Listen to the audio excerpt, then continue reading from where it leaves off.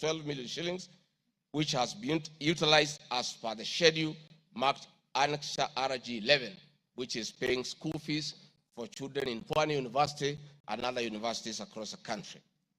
Dorcas Regadi Foundation, because she is not here to defend herself, this is a foundation founded by my wife, Pastor Dorcas, incorporated immediately we came into office as a non-profit making entity for the sole purpose of rehabilitation of drug addicts, widows, single mothers, and orphans.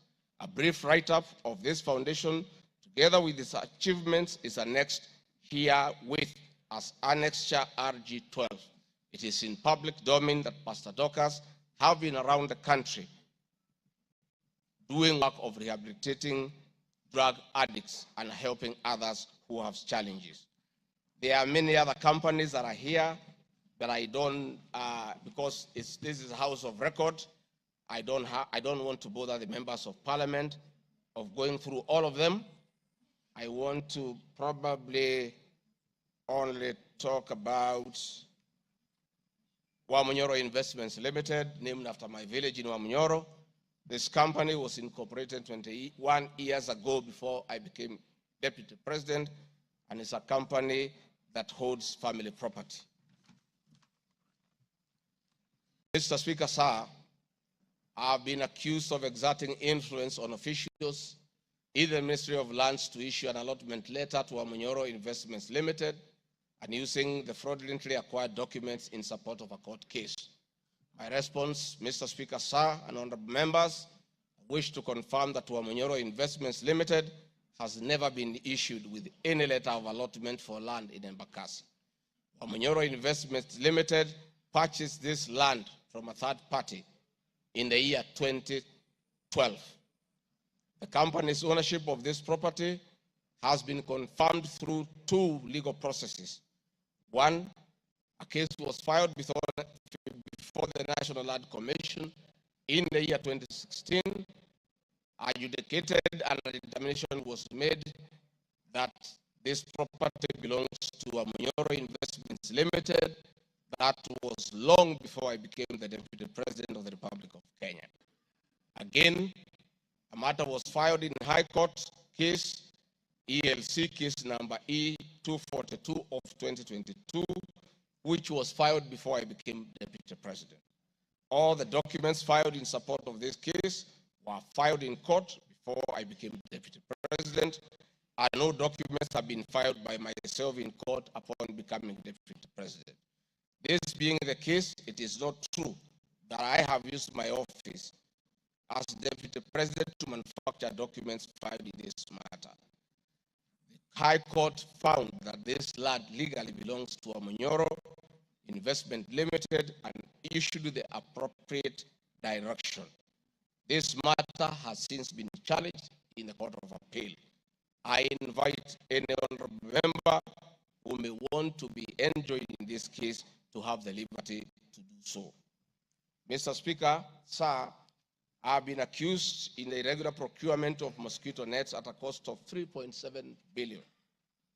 In response to paragraph 45 of ground 7 at page 23 and 42, paragraph 78 and ground 11 and page 36, 37 or 42 of the impeachment motion, I wish to respond as follows.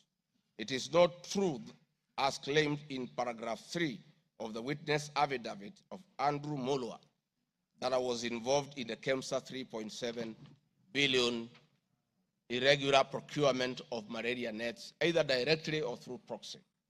Further, Gachagua Impeachment Limited was not awarded a subject tender as the acting director of procurement, Dr. Justice Kinoti, by letter 5th May 2023, formally notified Gachagua Impeachment Limited that its bid was unsuccessful because its tender security was not paginated and the tender was hence non-responsive. That is clear at paragraph 4 of the witness affidavit of Andrew Mulwa. He contradicts himself by claiming that on 11 July 2023, I pressured him to surrender the original bid board, yet by the letter dated 5th May 2023, KEMSA had requested for collection of the original bid. Thus, there was no cause to pressure to be exerted on Mr. Mulwa for any other purpose. I am aware of a foreign company known as Shobika Impex Private Limited, domiciled in which appointed Crystal Kenya Limited as its local agent in the year 2014, that is 8 years before Gachagua became the deputy president. To date, Crystal Kenya Limited has complied with the agency terms between itself and Shobika Impex Private Limited, annexed hereto and marked as Annex RG 18 in an appointment agency letter by Shobika Impex Limited in the year 2014. Sometime in 2023, Kenya Medical Supplies Authority advertised tender number GF-ATM Mall NFM 2022-2023 for supply of long-lasting insecticidal nets using the international open tendering method of procurement on behalf of the Global Fund. The monies for supply of the nets, as per my understanding, was a pure grant from the Global Fund. I am aware that Shobika Impex Limited still participates in doing business with and has not been debarred by the Global Fund to date.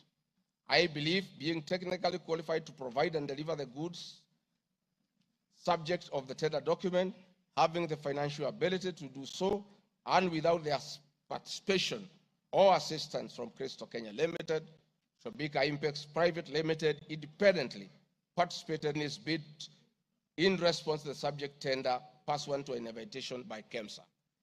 Having not participated in the subject tender, Crystal Kenya Limited did not submit any of the documents in response to the subject tender.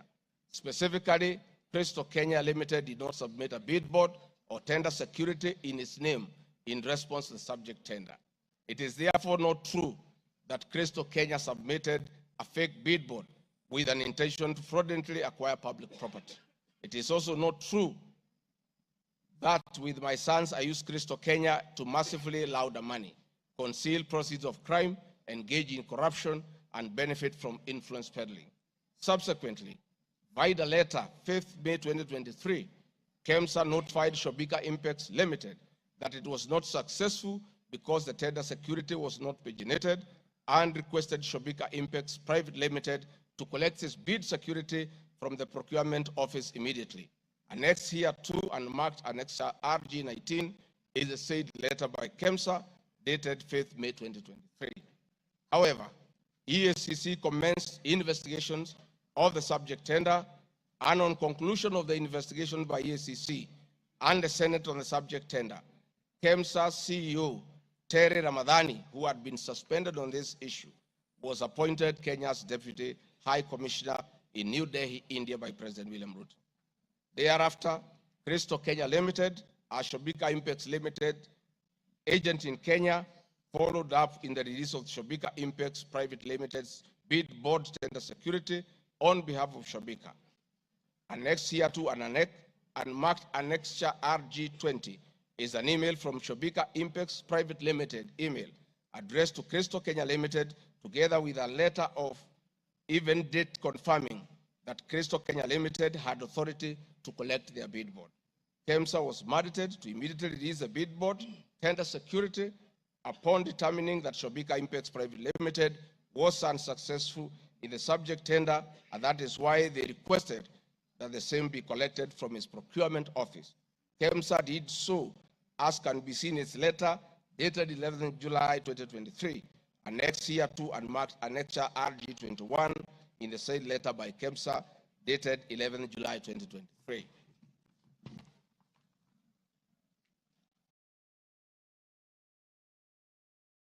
Mr. Speaker, noting that Shobika Impex Private Limited was not successful, it did not supply any goods, and it did not receive any public funds in payment thereof with respect to the subject tender. Accordingly, I have not committed any crime under Section 45(1), 46, 47(a)(3), and 48(1) of the Anti-Corruption and Economic Crimes Act, and Section 2, 3, 4, and 5 of the Proceeds of Crime and Money Laundering Act. Further, I have not breached Section 34 of the Leadership and Integrity Act, for I did not bully any state or public officer with respect to the subject tender, and specifically, no evidence has been tendered to support the allegation at paragraph 78C of ground 11 at page 37 of 42 of the motion, which alleges that I summoned procurement officers in ministries and institutions, instructing them to direct procurement of goods and services in a specific manner.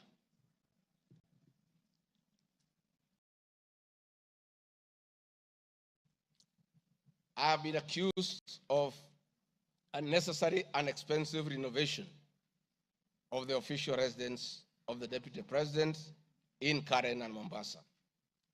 Mr. Speaker, firstly, I would like to state that funds for the renovation of the official residence were approved and allocated by this Honorable House based on the fact that the premises had been neglected for a very long time when Dr. William Ruto was Deputy President. It cannot be fair that this House would proceed to impeach me because of an action that these honorable members have approved by way of appropriating monies for their renovations. Mr. Speaker, the contract for the refurbishment of the official residence of the Deputy President, dated 22nd December 2022, was signed by Honorable Katole Metito, the Controller of State House, Office of the President, and Agrobic Investment Limited that was awarded the tender because the Controller of State House at that time was the accounting officer in charge of the Office of the Deputy President. The report of the Auditor General, Mrs. Nancy Gadongo, dated 24th January 2024, on the Executive Office of the President for the year ended 30th June 2023, gave the opinion confirming that due compliance with the Public Finance Management Act 2012, the report is annexed herewith and marks as Annex RG 23. I would also like to add that the Deputy President, as Deputy President, I'm not involved in procurement processes of my office, whether directly or indirectly. I would also like to state that I do not know the company, Agropric Investments Limited, which undertook the renovations. I do not know the directors and the company. I did not participate in the tendering or supervising of the same. The motion dated 26 September 2024 alleges that on 29 January 2023, 45 million Kenya shillings was transferred to Bayani Enterprises Limited, which is alleged to be a special purpose vehicle used by me to siphon public funds. No evidence whatsoever is contained in the motion showing that the said company is in any way connected to me or that I have any beneficial interest in the said company, which I am neither a director or a shareholder. I categorically refute the allegation, which is false and unfounded. Mr. Speaker, I would also like to confirm that I'm not a director or a shareholder, directly or indirectly, of the company called Agrobrick Investments Limited, and I do not know its shareholders or its directors. Mr. Speaker, there is an allegation of dubiously acquiring substantial portion of the sum of 100 billion paid to Lusona Events Limited. My response, Mr. Speaker, is just like in the above other matter. I have read the motion and I would like to state that there is no evidence that this company is linked to me. I wish to categorically state that I have no beneficial interest in the said company and neither am I affiliated in any way to the directors and shareholders of the said company. I would also like to state that I'm not a director or a shareholder of the company and do not know its shareholders or its directors. I do not sit in a tendering committee. I am not the accounting officer of the Office of the Deputy President. I have also not had any complaints against the manner in which the company undertook the work. I am unable to confirm the allegations on funds withdrawn from the account of the company since I'm not a signatory to its account. I am not associated with the company in any way whatsoever. Mr. Speaker, the motion dated 26 September 2024 claims that I'm reasonably suspected to be the principal beneficiary of the dubious transactions. However, Mr. Speaker, no evidence has been adduced or annexed to the motion to give credence to the allegations or suspicion. I categorically refute acquiring or benefiting from any funds paid to Lusona Events Limited, and therefore the allegation is false and unfounded. Mr. Speaker, I have been accused of siphoning money through St. Nicholas Rehabilitation and Industrial Training Institute Limited. My response, Mr. Speaker, is that the motion dated 26 September 2024 makes the claim that a payment of 21 million was made to a company called St. Nicholas Rehabilitation Center and Psychiatric Hospital. Then subsequently payment was made to Umalari Motors Limited. The motion claims that it is suspected that the entire transaction was used by me to siphon public funds and the payments typify money laundering transaction. I am not a director or a shareholder of this company and I've never received any payments from this company. Similarly, I am not affiliated or related to the shareholders and directors of the two companies. No evidence has been annexed to the motion showing that I was a beneficiary of the funds paid as alleged. I wish to point out that I'm not the accounting officer in the office of the Deputy President, and I'm not aware that the payments made to this company by the office. The allegation is therefore false and unfounded. Mr. Speaker, there is an accusation of alleged sensational but false accusations against the Honorable Lady Justice Esther Minor. My response, Mr. Speaker, it is alleged in the special notice motion on ground 4 on page 14 at a gross violation of the Constitution that I publicly attacked the Honorable Lady Justice Esther Minor and forcefully threatened to bring action against her. First, Article 160, Sub-Article 5 of the Constitution provides that the judge cannot be found liable in a court of law for actions taken in good faith in lawful performance of their work. This provision is not a bar on freedom of expression guaranteed at Article 33 of the Constitution, nor a bar of the right to seek redress for legal wrongs simply because a wrong is committed by a judge. The exit multiple legal fora in which to take action against a judge for any actions that are not lawful. My statements were protected speech consequent to a decision by the learned judge in a matter involving my personal assets, which I disagreed with and found to be wholly unfair. The matter having been concluded at that stage, my criticism of the decision was not sub judice, nor in any manner prohibited by law. While I respected the ruling of the learned judge, I was in absolute disagreement with it.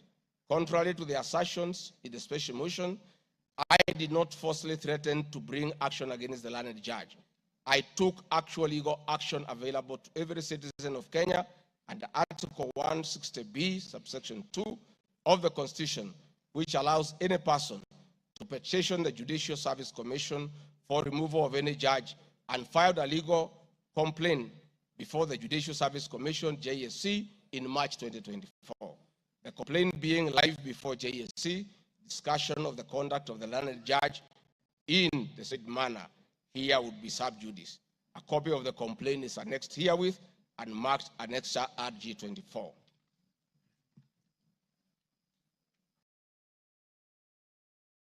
Mr. Speaker, I have been accused of diverting materials meant for construction of Kilifi Malindi Highway to tarmac a private road to Vipingo Beach Resort.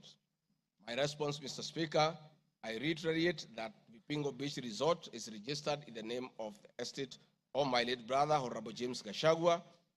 Number two, the facts are as follows. King Charles III visited Kenya between 30th October 2023 and 30th November 2024. During his state visit, one of the designated places where King Charles III was to visit was Kuruitu Marine Conservancy, which shares a road with Vipingo Beach Resort. I have annexed a copy of the program for the state visit to Kenya by King Charles III, marked as Annex RG25, which at page 13 on items 63 and 64 shows his departure and arrival at Kuruitu Marine Conservancy. There are several media reports confirming the visit by King Charles III to Kuruitu Marine Conservancy. I have annexed extracts of the media reports by the Star newspaper dated 7 November and by African News marked as Annexure RG26. My understanding is that the road to Kuruitu Marine Conservancy was upgraded in respect of this visit, which also to benefit the local community, including amenities like Cheriani Secondary School, Cheriani Primary School, a mosque, and a public market as part of the corporate social responsibility. I wish to point out that the alleged road, that is Takaungu Shariani Vipingo, is a public road and not a private road leading to any property associated with the Deputy President, but a public road.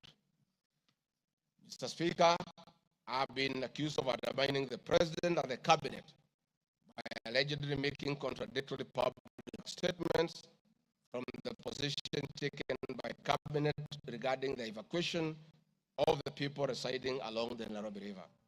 My response, Mr. Speaker, is that Article 147 of the Constitution provides that the Deputy President shall be the principal assistant of the President and shall deputize the President in execution of the President's functions.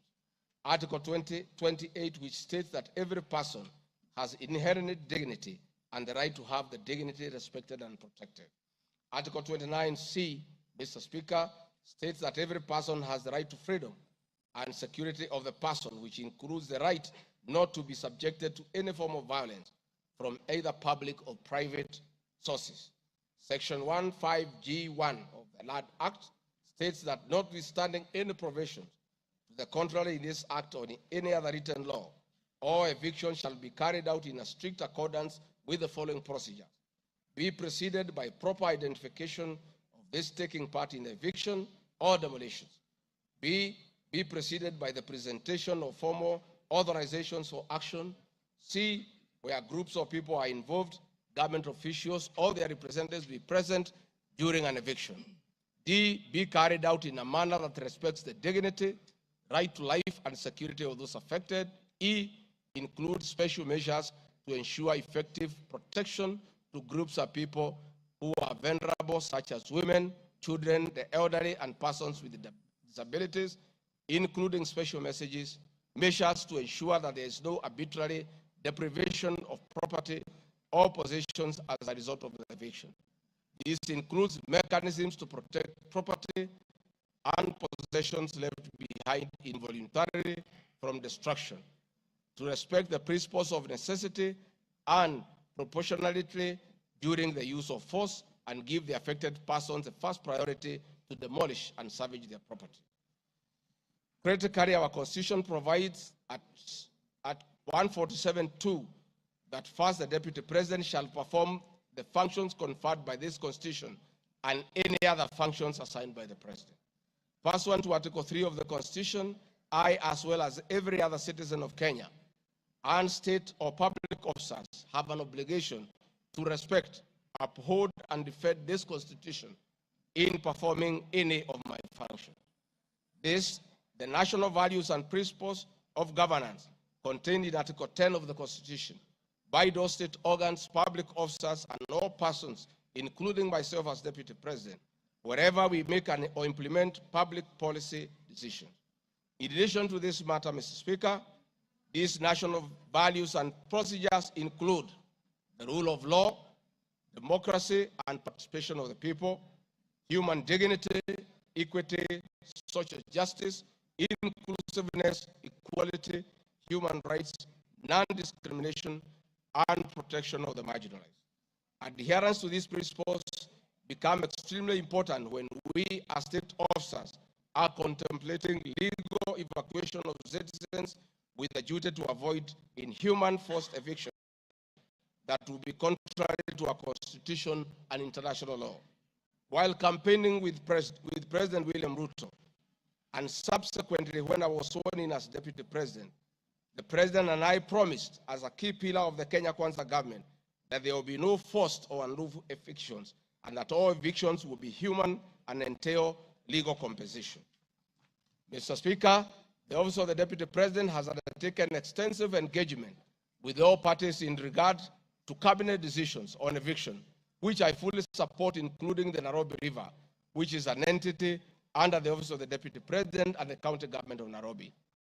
Adherence to these principles become extremely important when we, as state officers, are contemplating legal evacuation of citizens with a duty to avoid inhuman forced evictions that will be contrary to our Constitution and international law.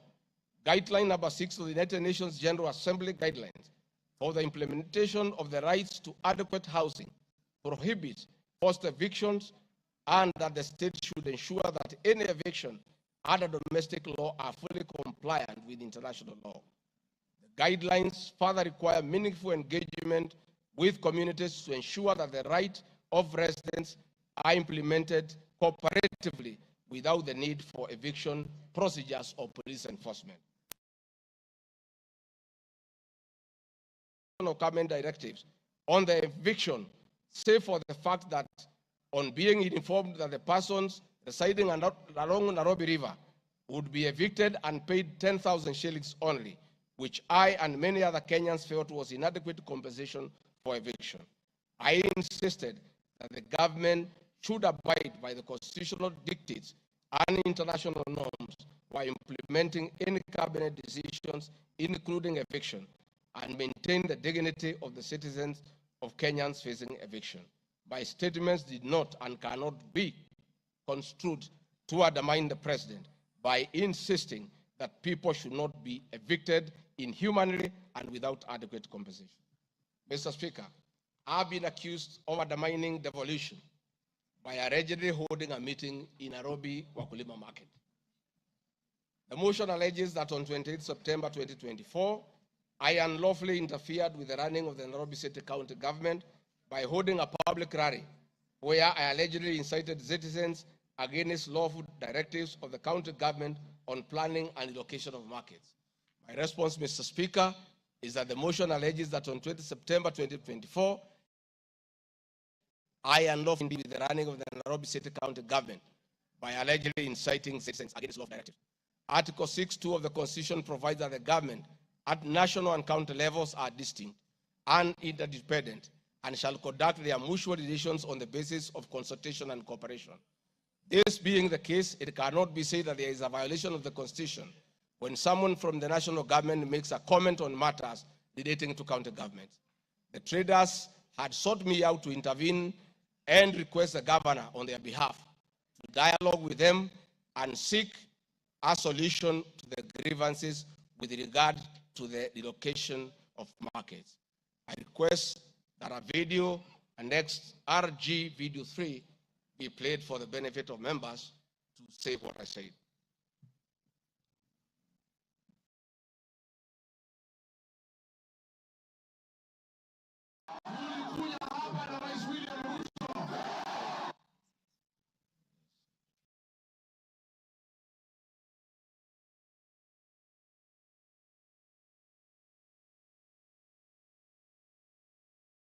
For us.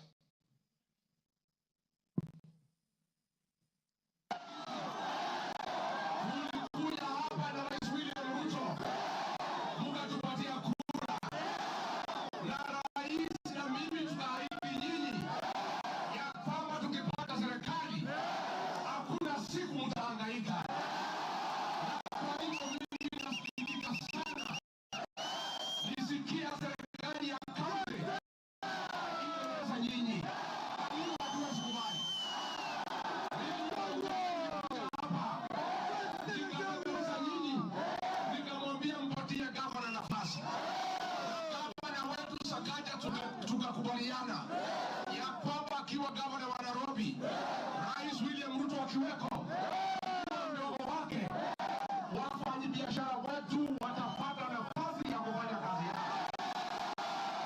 Na mimi nataka kuomba kwa heshima, wale wote ambao tumepatiwa nafasi ya uongozi na Wakenya, tukumbuke ya kwamba tulipata nafasi ya kuongoza kupitia kwa kura ya wananchi. Tukumbuke ya kwamba wakubwa wetu, wadosi wetu ni wa Kenya, na hakuna siku tutaweza geuka wa Kenya walitupatia nafasi ya uongozi. Sijui tuandika kazi. Kwa hivyo mimi niseme ya kwamba niliuliza gavana mketi chini, tuwe na mazungumzo, tuwe na maelewano.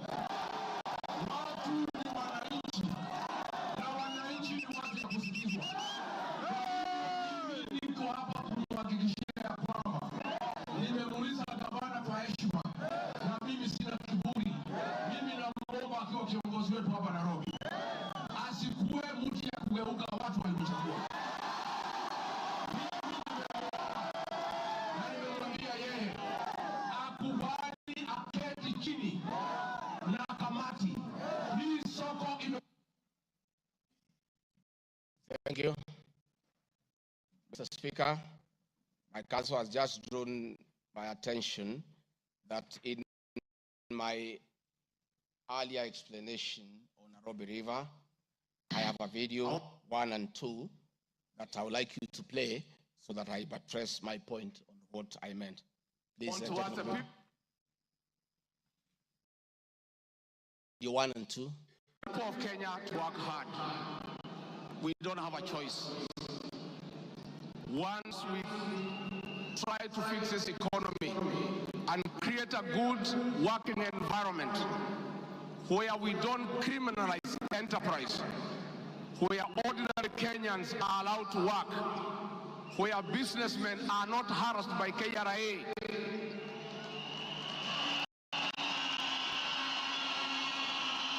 where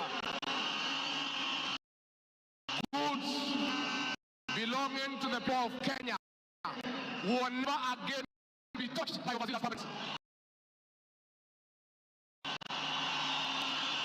Where again poor people will never again be evicted in brutal evictions by state agencies.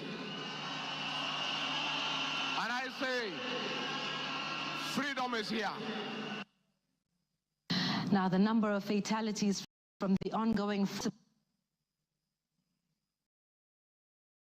eviction by the government has risen to 3, with another tragic loss in Mathare on Monday. An 18-year-old boy died as a bulldozer brought down a church in the area just moments after President William Ruto left.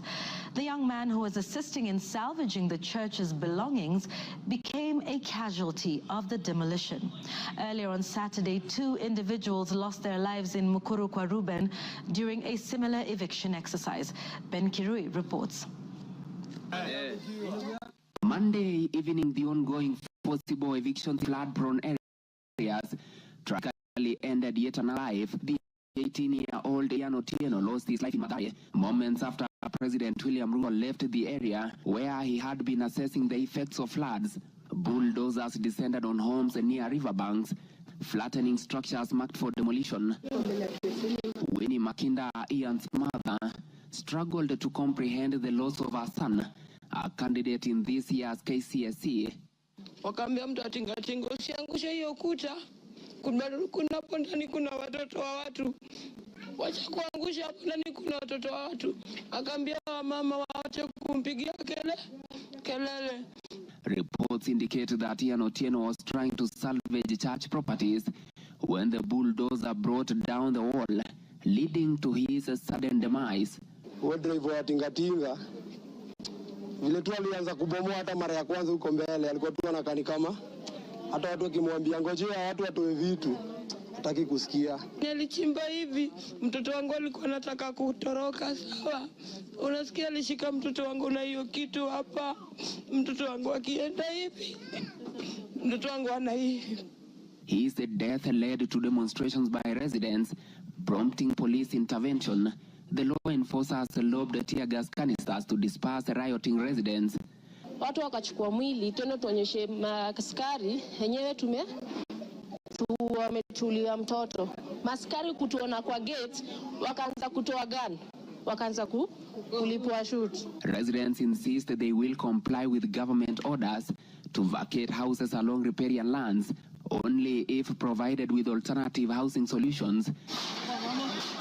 Saturday's demolitions in Mukuru kwa Ruben claimed 2 lives and injured 3 others, sparking outrage among residents who blamed the government for forcible evictions despite many not yet being relocated. Last week, the government mandated the evacuation of all residents from risky areas within 48 hours, including those near dams, those in areas prone to mudslides, and Kenyans residing on riparian lands.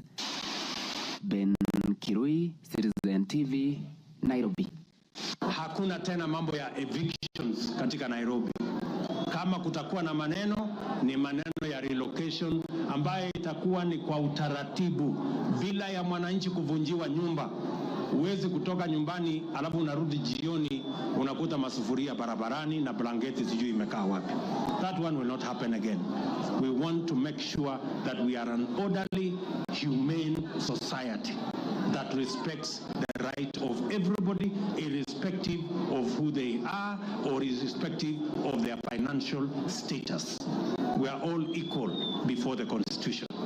Tumekubaliana watu wa Nairobi? Vijana tumekubaliana? Thank you, Mr. Speaker. That was President William Ruto talking the same language as his deputy, that brutal and forceful evictions have no place under this administration.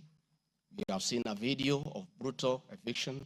We have seen young children crying in tears. The Deputy President is being accused on these issues. Consequent to this meeting, I directed that short, medium, and long-term strategies be undertaken, coordinated by the Office of the Deputy President, to address the issues raised that cut across various agencies, including KRA, Kenya Post Authority, Anti-Counterfeit Authority, Kenya Bureau of Standards, the National Police Service, and the Kenya Copyright Board.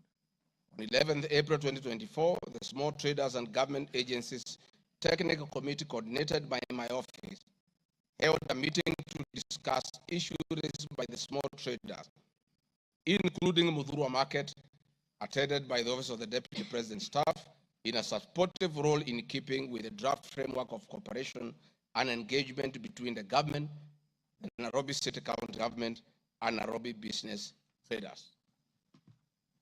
Subsequent this, Mr. Speaker, is clear that my office have been having meetings with the Governor of Nairobi on various matters affecting the people of Nairobi, and hence the Deputy President cannot be accused of undermining devolution. Mr. Speaker, I've been accused of undermining devolution by allegedly holding meetings to fight alcohol.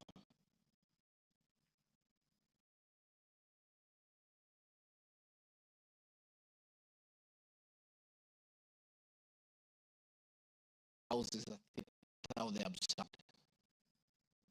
I was talking about this specific charge of undermining devolution by holding meetings to fight alcohol to be discussed in this house. That to me is what I thought that moment did not attribute in any way by trying to demean this house that I sat for 5 years, by calling it the theater of the absurd. But this particular charge, Mr. Speaker, drug and alcohol problem in Kenya has been on the increase, and many of our youth have become addicted to alcohol and their lives destroyed because it causes them to drop out of school and start engaging in petty crime to look for money to buy alcohol. I'm a strong advocate for youth rehabilitation from alcohol and substance abuse, which I continue to encourage and support in order to save our future. With regard to alcohol control and regulation, I wish to state that I have held several meetings with the governors in Meru, Chuka, in Mombasa, in Nakuru, in Nyeri, and the efforts that President William Ruto asked me to lead in eradication of illicit brew has been very successful, and we have been working with governors and county assemblies who have been developing legislation on the control of licensing of alcoholic drinks. If there is one program that has had the best working relationship between county governments and the national government, it is this particular program. I'm a bit emotive about illicit alcohol. Brothers, one who was a medical doctor to alcohol, another who was a farmer to alcohol. I take it passionately. I don't know who complained about this particular charge. I have not seen evidence of any complaint, and I've not had any person in Kenya complaining that the deputy president is undermining with the devolution by leading the war on illicit rules and drug abuse.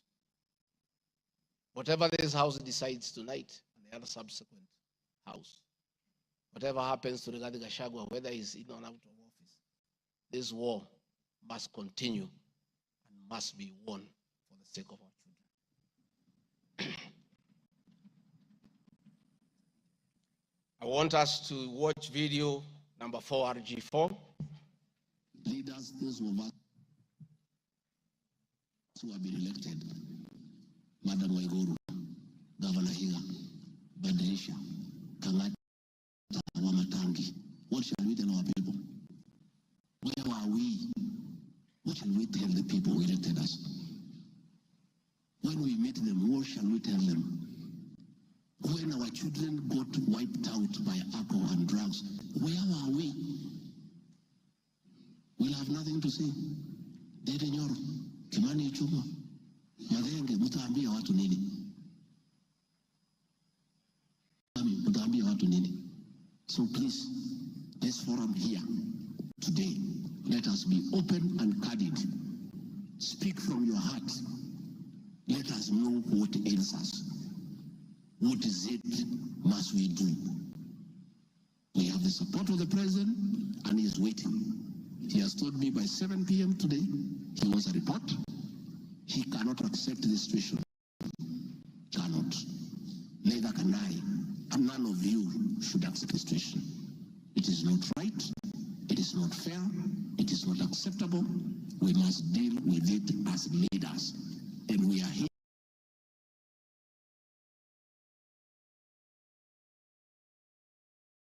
Of allegiance in the following terms.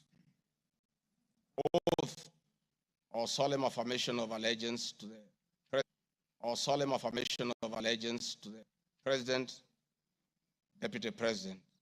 In full realization of the high calling, I assume as Deputy President of the Republic of Kenya, I do swear solemnly affirm that I will be faithful and bear true allegiance to the Republic of Kenya, that I will obey, preserve, protect, and defend this Constitution of Kenya as by law established, and all other laws of the Republic, that I will protect and uphold the sovereignty, integrity, and the dignity of the Kenyan people. So help me God. That is the oath that I took in Kasarani.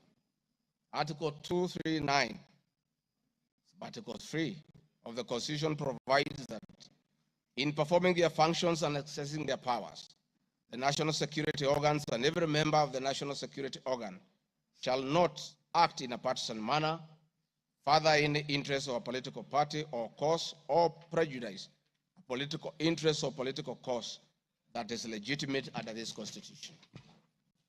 Article 239, Subarticle 5 of the Constitution provides the national security organs are subordinate to civilian authority. In addition to this allegation, I wish to state that the National Intelligence Service holds a very critical role in ensuring the safety and security of our country.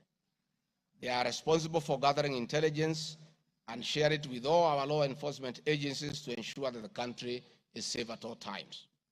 Consequently, when the country was caught flat-footed with regard to the scope and extent of the public's dissatisfaction with the Finance Bill 2024, which degenerated in the Gen Z protest, it pointed to the failure of the National Intelligence Service in carrying out its mandate.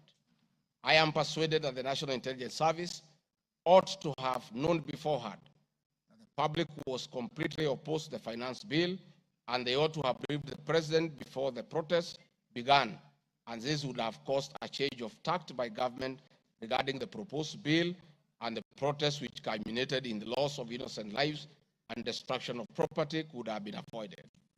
Hence, I expressed my opinion on this in my public media briefing in Mombasa, and my utterances were not any different from what happens in other countries when there is a lapse or failure by the intelligence agencies. The nation has witnessed unfortunate instances of several extrajudicial killings, abductions, and disappearances. I firmly believe that if the National Intelligence Service had acted diligently, these instances would not have been witnessed. Under the Constitution, the government agencies are supposed to be accountable to the Kenyan people, including the National Intelligence Service, and calling them out when a dereliction of duty does not amount to undermining them. I am also aware that the Kenya Kwanza government has been at the forefront in calling out officers who do not seem to understand their work. Recently, my boss, the president, publicly complained that there are some PSs and CSs who did not seem to understand their role. Please play for me video number 5, RG5. On President William Ruto has today described some members of his cabinet as utterly clueless and uninformed about the dockets they occupy. And in a sign of trouble for cabinet secretaries, the State House gates were shut for those who arrived late, with both President Ruto and his deputy Rigathi Gachagua giving a sharp tongue lashing to the latecomers. And our Citizen TV's Timothai Goin reports the atmosphere at the State House, Nairobi, left little doubt on President Ruto's disappointment with a vast section of his 22-member cabinet. TV's Timothai Goin reports the atmosphere at the State House, Nairobi, left little doubt on President Ruto's disappointment with a vast section of his 22-member cabinet.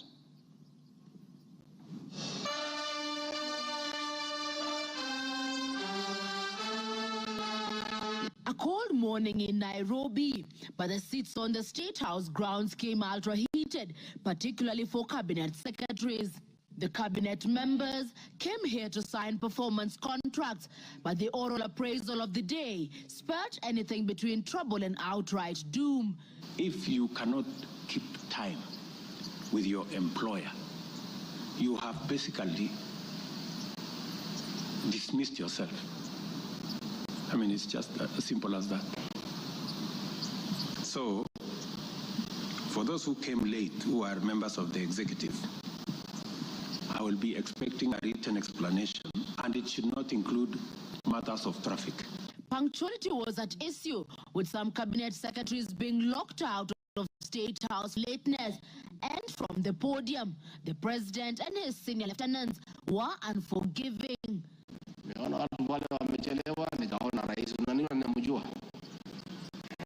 Nikaona uso yake nikajua hapa kimeumana. Sababu leo ni siku ya performance contract. Ile siku muhimu sana ya kuja kuweka. Na wewe umefika pale, rais anakaa. Tayari amekaa na ndiye rais wa Jamhuri ya Kenya. Wewe umechelewa ukiwa kuona nani? Who else have you gone to see? One of the things we need to learn in our performance contract is to beat the traffic. For the 19 cabinet secretaries present, the atmosphere at State House progressed from bad to worse as President Ruto and his deputy Rigathi Gachagua issued a blistering assessment of the performance of the cabinet members. Many of you, the people I speak to, don't even know what is going on in your ministries or departments. You have very scanty information. The moment I know more than you in your ministry, then you must begin to understand that something is very wrong. How do you run a ministry or a department or a parastatal if you have no information? That is the highest level of incompetence. Those of us who came with the president from the political space and who are his friends, and we assisted him to become president. Once he gives us a job, that is the termination of that friendship. The friendship with the president will be based on nothing but performance. From travel habits to basic work ethic and even media appearances, it was a brutal ground zero appraisal for the cabinet. Why do you have to honor every invitation that you have been given to every country? Your Excellency, at times we have tried to hold cabinet committees, we can't. 5, 6, 7, 8 ministers out of the country. Some close at the airport from one country to another. That is the truth. Why can't you regulate yourself? If the president was to travel and honor every invitation, he will be out of this country the whole year. You just have to decide what is useful and other things you can leave to our ambassadors out of the country. So when you hear my deputy saying, find time, travel, but travel and see the people who have hired us, you know, go to different parts of Kenya so that you can get feedback from the public. We have done so much as an administration, but the information is not out there. Our ministers are quiet. They are called for TV interviews, they don't show up to say what they have done. And then the media have a field day because nobody talks for government. I would rather we spend more time explaining to the people of Kenya what we have done in our respective dockets as opposed to travel. And if we have to travel, let's travel up country to where our wananchi are and explain what we are doing. And I remember I called CS Chelugui.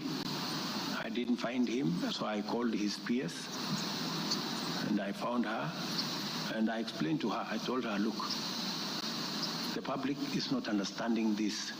Did I call you or not on Sunday? You know, I told you this is what the public is saying. Please do more sensitization on husband days too.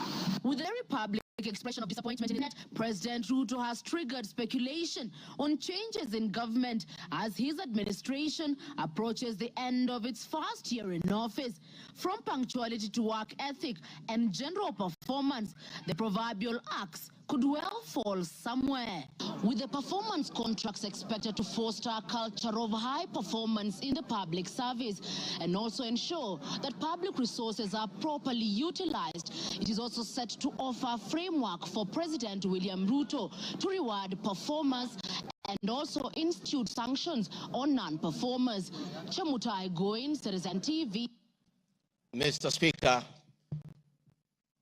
President William Ruto, my boss, and I have been calling out senior government officials when they fall short of expectations. The Director General of the National Intelligence Service is no exception. He's not above the law. He's accountable to the people of Kenya for his performance. And I have had an argument that should not call out those in the security sector.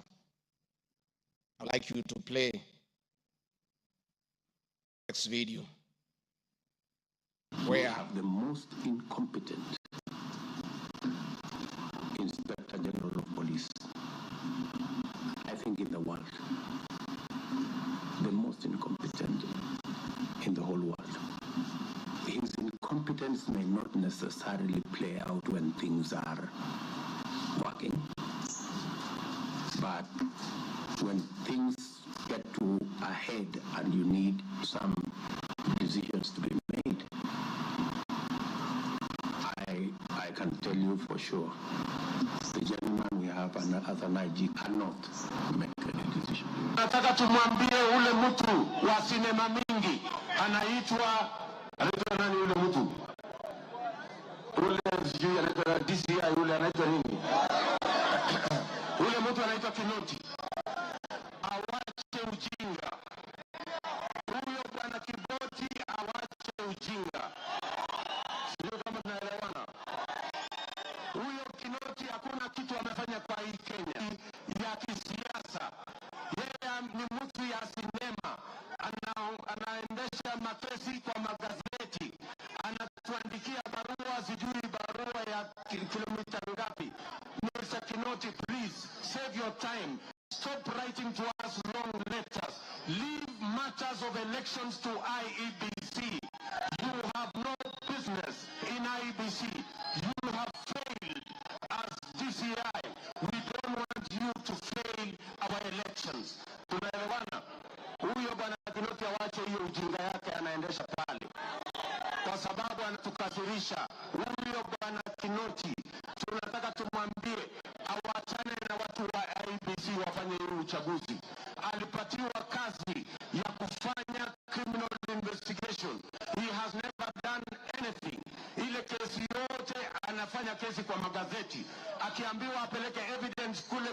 ameshindwa.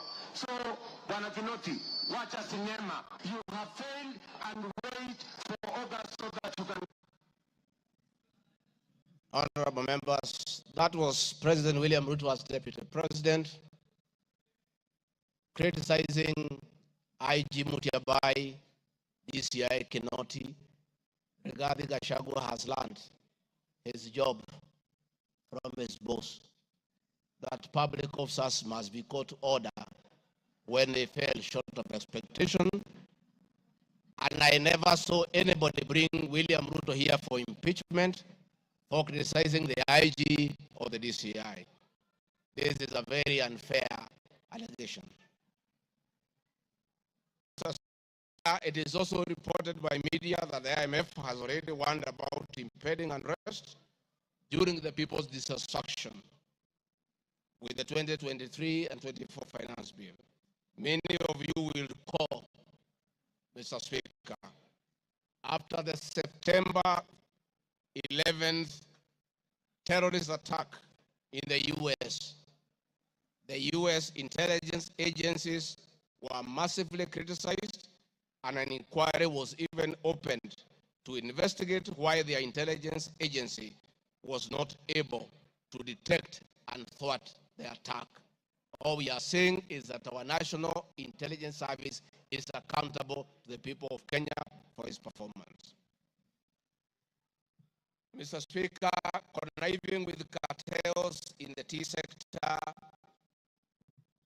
to block KTDA from implementing guaranteed minimum return, Mr. Speaker, I am yet to see a shred of evidence to that effect, and I have nothing to say.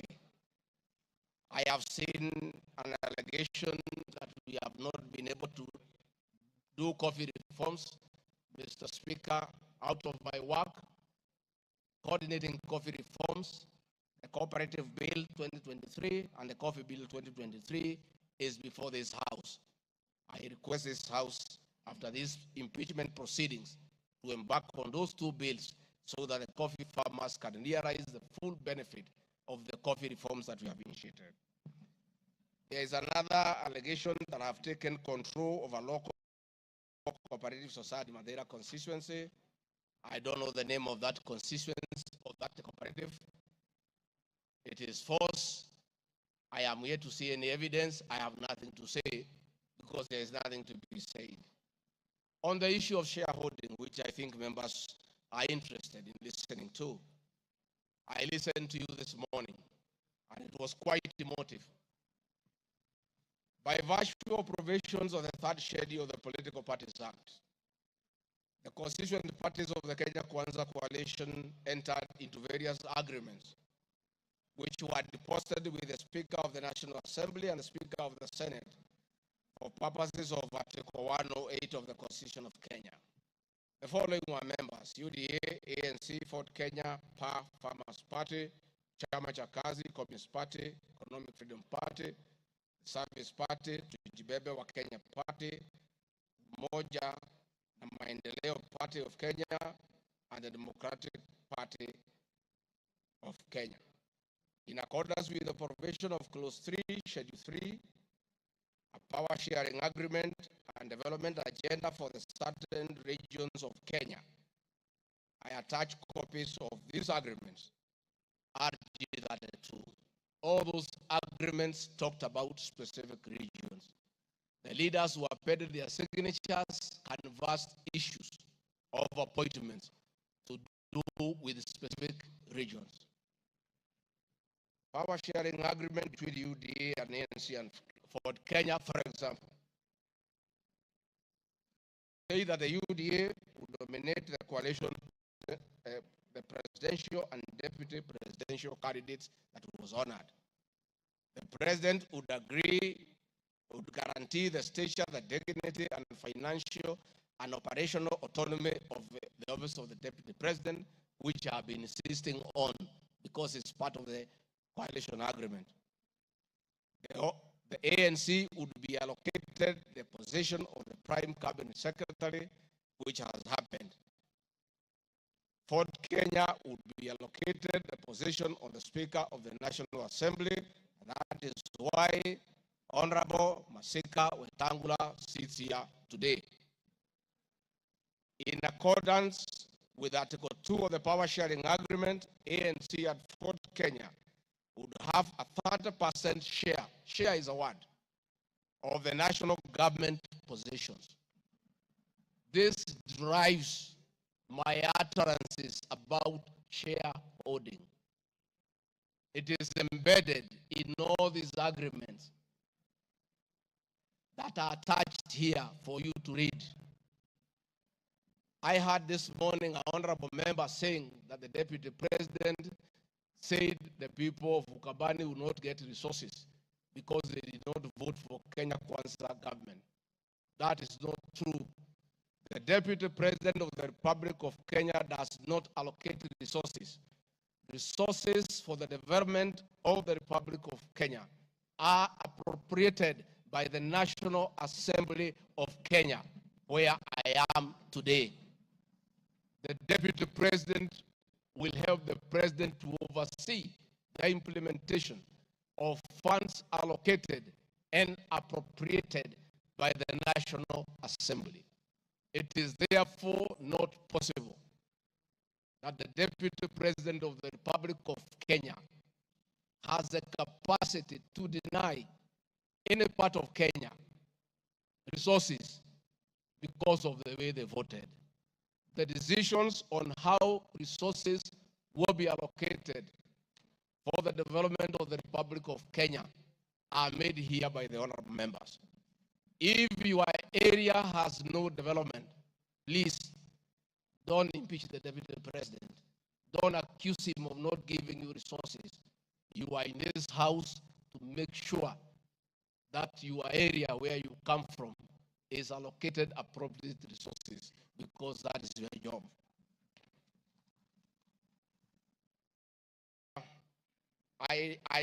The agreements are attached, therefore I don't want to go into them. Let me say my speeches on the shareholder issue were informed by the said power sharing covenants, which are founded on law, having been deposited with the registrar of political parties, and lessons learned from the well-known disputed 202 NAC power sharing agreement. Further, sharing agreements are a feature of government formation in all democracies in the world that provide for the formation.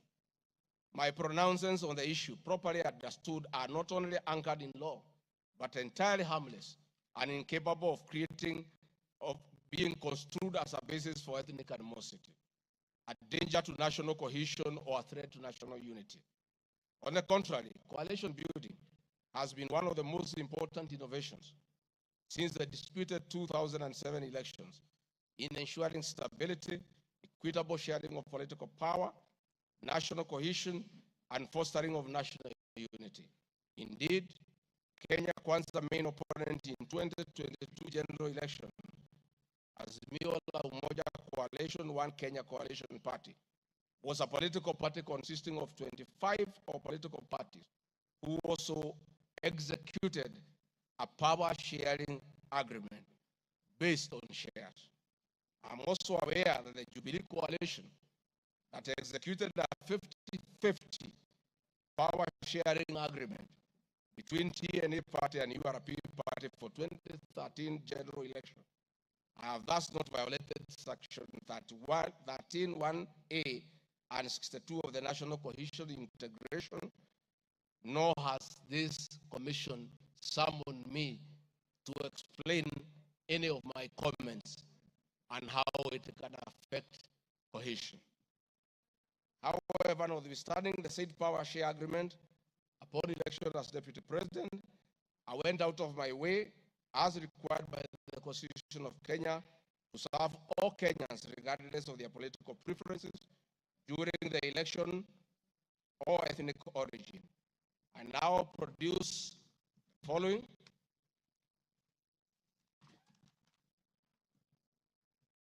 Showing some of my speeches all over the country as marked RG Video 7.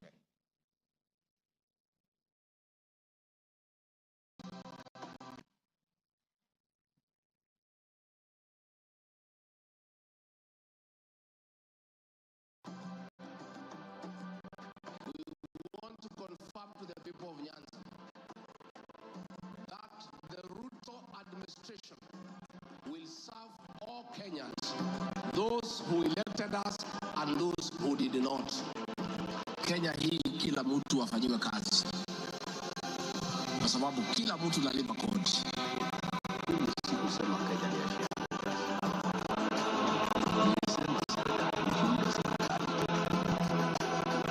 wale wanakusaidia unatakiwa uweke wengi wale walielewa manifesto yako. Mimi nimekuja Kenya, si mnasema nilikuwa Mombasa, mimi nilikuwa Wajir, nilikuwa Garissa, nilikuwa Mount Nandi, nimekuja karibu mara 10. Eldoret nimekuja karibu mara 6. Kericho nimekuja mara 4. Tea conference ya chai tulikuwa na nyinyi mliweka Kericho. Ona kazi yetu ni maendeleo. Tutafanya kazi na viongozi wote, akiwa chama ile, akiwa chama hii, we don't care. This is the time to serve the people of Kenya, and we shall work with all elected leaders, irrespective of their political affiliation. Mr. Speaker, copies of documents demonstrating my efforts within the mandate allocated me by the President to address security issues and economic equalization programs and policy in historically marginalized areas is Annex RG33. The decision to embrace the broad-based government following the dissolution of cabinet after the Gen Z protest. I attached my video during the launch of the Honorable Raila Odinga's Quest for You chairmanship at State House, again as a demonstration of my embracing the broad-based government.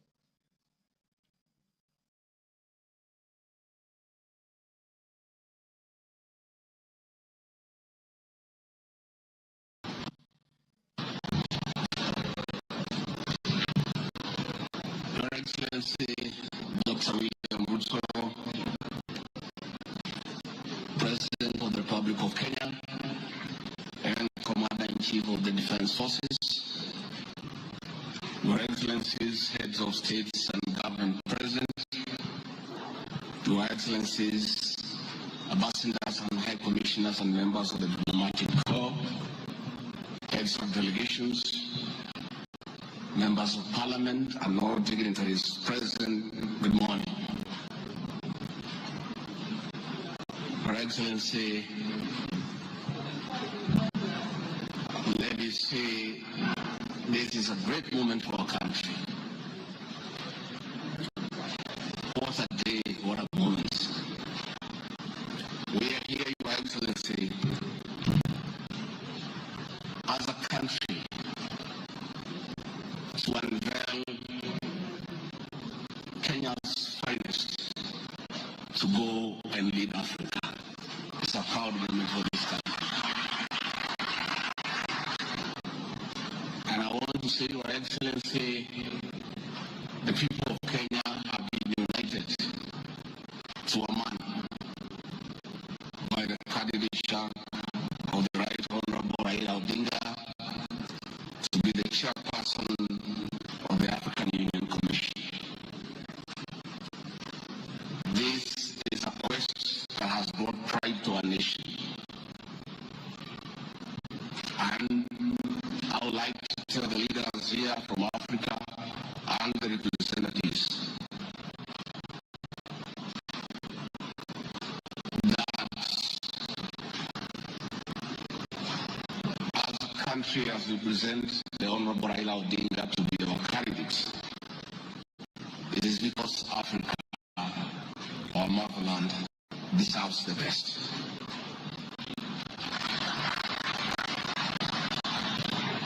The passion and zeal of the Right Honorable Raila Odinga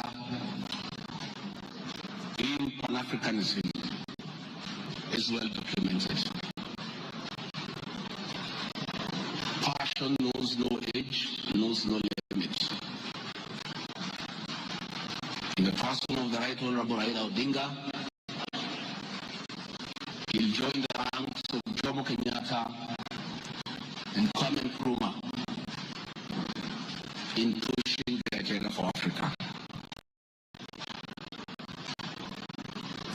therefore want to say, Your Excellency, the lessons of today are that Raila Odinga, the Right Honorable, is a man of great resilience, endurance, and perseverance.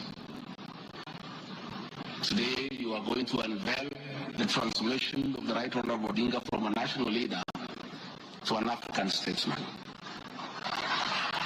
And for us in leadership, we have learned great lessons of resilience, endurance, and perseverance. Somebody may ask, why is Rigathi Gachagua, who has before had issues with the leadership of Raila Odinga? As a truthful man, had nothing against him.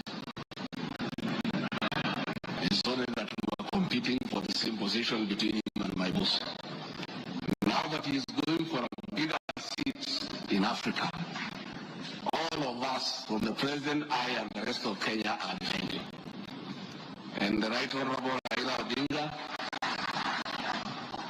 as a man who listens to the ground, let me confirm to you, I've listened to the ground, and all Kenyans across the political divide, across communities, are in support of your candidature, and we wish you well. Before I call Your Excellency, let me acknowledge the place of family, not just in our lives, but in leadership. I think it is a great moment for the Right Honorable Raila Odinga.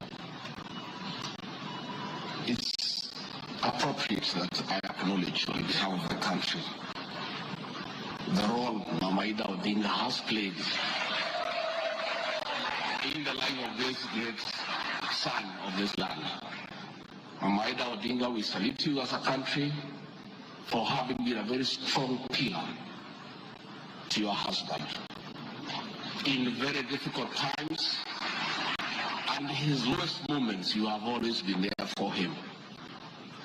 We ask families to support their spouses. So Mama Ida Odinga, as we wish you happy birthday, it is my hope and prayer that your next birthday will be celebrated at Addis next year.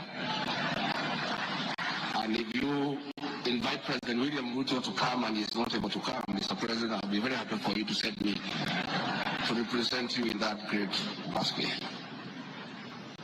We therefore want to say, as a country, it's a great moment.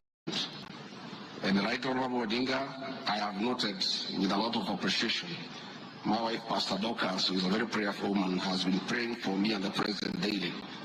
And I noted from yesterday she has added you in her prayer. And because our prayers work, we have no doubt that you will get this seat. Mr. President, it is now my honor to request you to come and anchor Kenya's finest and embark on a journey of transformation of the Right Honorable Raila Odinga from a national leader to a great African statesman. Thank you, Mr. Speaker. President William Ruto has many times appreciated my people issues and has repeatedly pronounced himself. We have the video number 9. And speaking of deputies,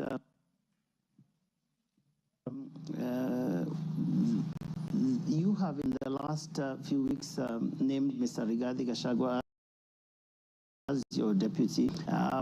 There's been quite a debate, and I'm sure you know that, around running mates in this country. Perhaps this would be a great time to shed light on why you settled on this gentleman. Rigathi Gachagua is somebody I have known. Rigathi Gachagua is a very passionate leader. Rigathi Gachagua is a people's person. He speaks about the things that I speak about. He speaks about ordinary people. He's concerned about matters to do with farmers. He's concerned about the things that are dear to ordinary Kenyans. And the nexus between me and Rigathi Gachagua is the people. He believes in bottom-up the way I do. And that is why I chose Rigathi Gachagua to work with me. Thank you very much. Speaking of deputies. Thank you very much, Mr. Speaker. In addition, and almost in conclusion, I am not the only leader at the national level who has encouraged unity among Kenyans based on shared regional, geographical, and economic and other factors. I have attached several articles. Luya unity is not optional. Moses Wetangula. Top puts case for Gema Kalenjin unity. Bijikenda unity in the offing. Side leaders in unity talks ahead of next year's general election. I have attached those articles so that you understand that regions uniting does not mean they unite against other regions. They unite for common issues, common values, and to strengthen them to join other regions for national unity. Mr. Speaker, the motion dated 26 September 2024, tabled before the National Assembly, makes the generalized claims that have committed crimes under national laws, Proceeds of Crime and Anti-Money Laundering Act, Penal Code, National Cohesion and Integration Act as anti-corruption and economic crimes. It is on the basis of the claim that it is said that the threshold of impeachment has been met. I'm not aware of any active investigations by any state agency for offenses under the said laws, neither have I been called upon to record any step pertaining to any investigation. Just like any other Kenyan, the Constitution accords me a presumption of innocence in relation to criminal offenses until the contrary is proved in a court of law on a specific standard of evidence. Therefore, in the absence of any active investigations by any investigative agency in Kenya, I do not believe that there can be any serious reason to believe that I have committed any offense. Otherwise, that will be an indictment of the intelligence agencies as well as investigative agencies. Therefore, it is inconceivable that the threshold of the impeachment motion as defined in Article 145 of the Constitution can solely be based on the perception of the mover of the motion in the absence of any other evidence. I heard the mover this morning saying that all we need to do is to believe in him. I believe that cannot be the position. We need actual evidence against the Deputy President. The net effect of the impeachment of this basis of allegations of criminal offenses, whose evidence has not been tried and tested in court of law or by bodies mandated to investigate, would be to disqualify me from the possibility of holding public office in relation to Article 99(3) without the benefit of due process of law and exhaustion of the systems of appeal as provided in the Penal Code. Mr. Speaker, I do not wish to respond to the issues I had this morning that are outside the motion. I want to confirm that I have tremendous respect for Kenyan women, and I have never disrespected them. What has happened is that as politicians, there is always propaganda to undermine somebody. I call upon anybody with evidence that I've ever disrespected that person to come out and provide that evidence. I had my very great friend, the Honorable Faith Gitau, say that I disrespect women. Many times I've been to Nyandarua, I've referred to Honorable Faith Gitau as Gather. Gather is a Kikuyu name for a woman of great respect. That I have done countless times is on video. Finally, the Honorable Booth Sholei, I heard what you said in Eldoret. I heard this morning that you said I should be charged with treason.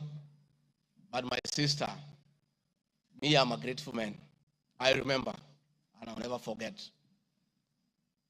During the last administration, when I was arrested on fabricated charges for standing with President William Ruto against the wish of the government at that time, Gladys Bosholai came and sat with me at DCI headquarters, brought me tea, brought me lunch, sat with me, comforted me. At court, she coordinated the collection of 12.5 million shillings as my cash bill. She came to see me in Gigiri for 4 days and had very kind words for me. Despite what you have said, my sister, I do remember that one good thing that you did for me, and I'll love you and cherish you for the rest of my life. Finally, Mr. Speaker, as I wind up, I want to appeal to this Honorable House to consider the allegations against me by the mover of the motion, weigh against the attached evidence, weigh against and the attachments and the videos that I've played in this house, and exercise your mind and exercise your discretion. Search your conscience and decide if Rigathi Gachagua is guilty of any of those allegations or is undergoing a political process. So persuaded, and you search your conscience without any intimidation or coercion or inducement, and you think it's the right thing to do, please you search your conscience and listen to the issues that have been adduced here. You find that there are no grounds to impeach the Deputy President of the Republic of Kenya. Please make the right decision. But as you do so, many members who are in this house remember what President William Ruto as Deputy President went through. And most of us stood with him. Rigathi Gachagua underwent 4 years of persecution.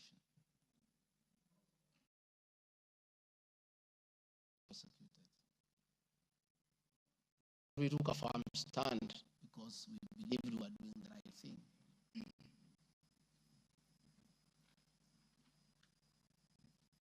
His family underwent humiliation.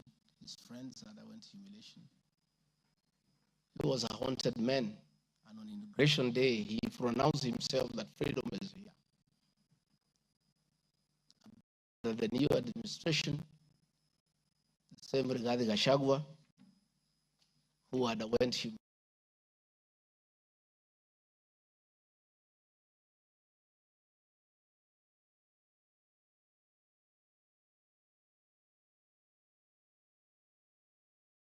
persecution, finds himself in the same space under that administration that he fought for. I look, reflect, and apply your conscience and make the right decision. Mr. Speaker of the House, I want to thank you for granting me this opportunity. And my address last night was not in any way meant to disrespect the House. Despite, Mr. Speaker, you having ruled that the matter should not be taken out of the House, it was being discussed in every TV station, in every meeting across Kenya. And Kenyans did not have a chance to also hear my side of the story. So I decided, since the accusations against me were everywhere in the country, the people of Kenya, and more so those who voted for me and President William Ruto, deserved also to hear my side of the story. I have tremendous respect for the National Assembly and your ability and capacity to make the right decision. Mr. Speaker, I want to thank you. Asanteni sana. Thank you very much, David President. Thank you very much, David President.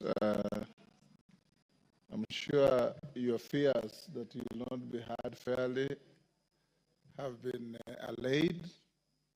You've been heard in absolute silence. You've been heard with total decorum from the House. And members, I salute you for the display of your legislative maturity in giving an opportunity to a subject to a motion in the person of the Deputy President to be heard.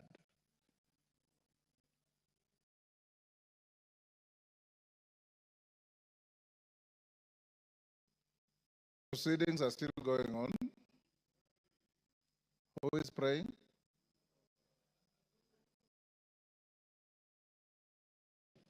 These proceedings are still going on. Yes, indeed. Mr. Speaker, this is a House of Record, and I had wanted to raise under Standing Order 65, 67A, and 67B.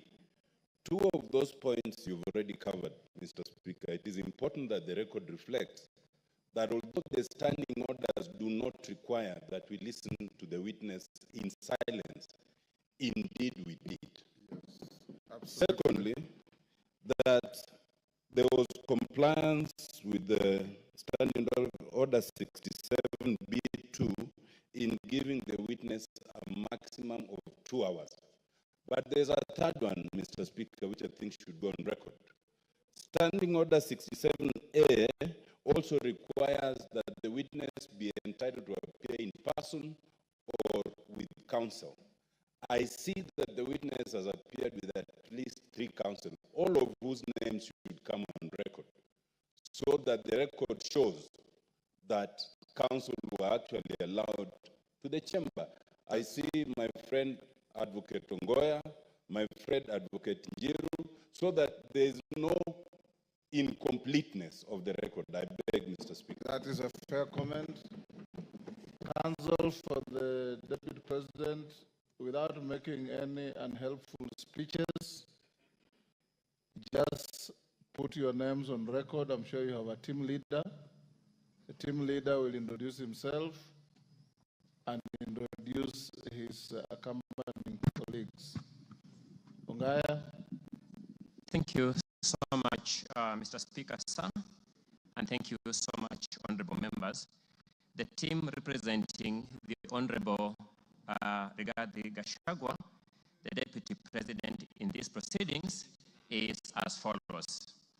Honorable Paul Kibugi Muite, Senior Counsel, Mr. Victor Swanya Ogeto, my name is Elisha Ongoya, Mr. George Sakimpa, Mr. Ndegwa Njiru, Mr. George Wandati, Miss Faith Waigwa, Mr. Murigi Kamande, Mr. Amos Kisilu, Mr. Eric Kiprop Naibei, Miss Julia Omwamba, Mr. Tom Maina Masharia, Mr. Willis Echesa, and Mr. Andrew Moga.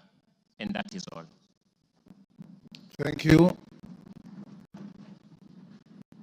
And apart from the 3 of you, the rest are within the precincts of Parliament? Are within the precincts of Parliament, except for Senior Counsel Paul Kibugi Muite, who sought to be excused from attending today, but is part of this team, and we are under his supervision and guidance. Thank you. From here, we'll proceed as follows. Deputy President, if you wish to leave, you are at liberty to do so with your team.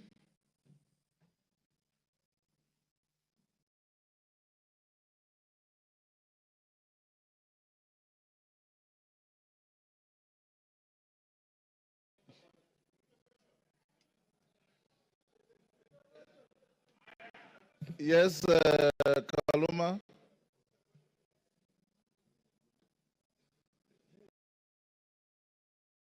Honorable Speaker, our prayer at the end says that we always be fair to those who are committed to our church. And Honorable Speaker, in his address to the House this afternoon, the Deputy President appears to have referred to some documents. I know we are moving towards the end of this particular session in considering this matter. And Honorable Speaker, I want to thank you for upholding Article 47 of the Constitution on the right to fairly and secure procedural fairness to every party as required by our Constitution. I wanted to ask Honorable Speaker that so that we consider what the Deputy President is saying in the documents, would I be in order to request the indulgence of the Speaker within the provisions of Standing Order number 1 to adjourn for at least 10 minutes so that we consider what the Deputy President's documents have and come back and make the decisions we need to make. Thank you, Honorable Speaker. The request does not meet my favor.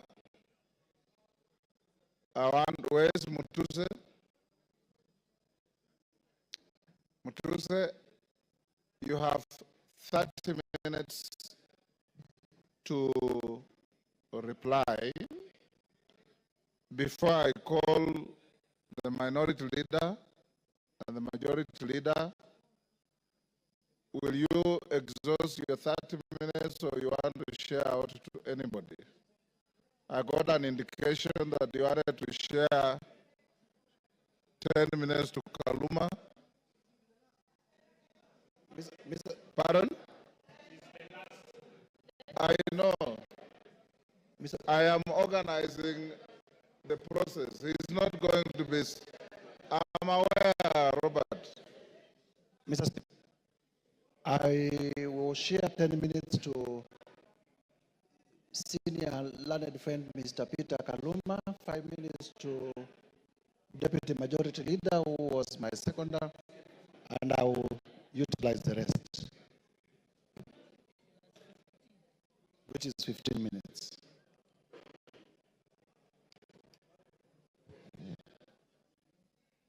Yes.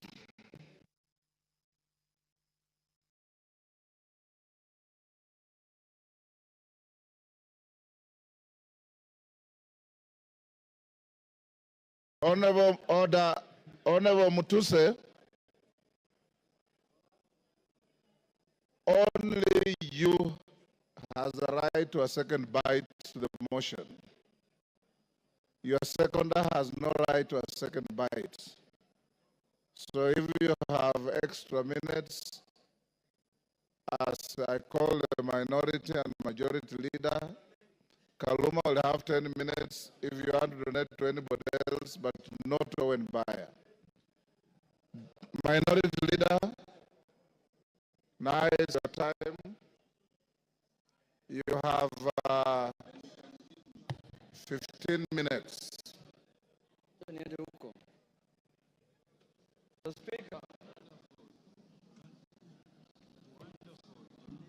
Mr. Speaker, thank you for according me this opportunity. From the onset, Honorable Speaker, the minority supports the motion on removal from office by impeachment of Honorable Rigathi Gachagua because, Mr. Speaker, he is unfit to hold office. In Kenya, and yesterday it was clear to all Kenyans to see for themselves the danger this country is in, Mr. Speaker. Mr. Speaker, the impeachment of the Deputy President is not merely a procedural step.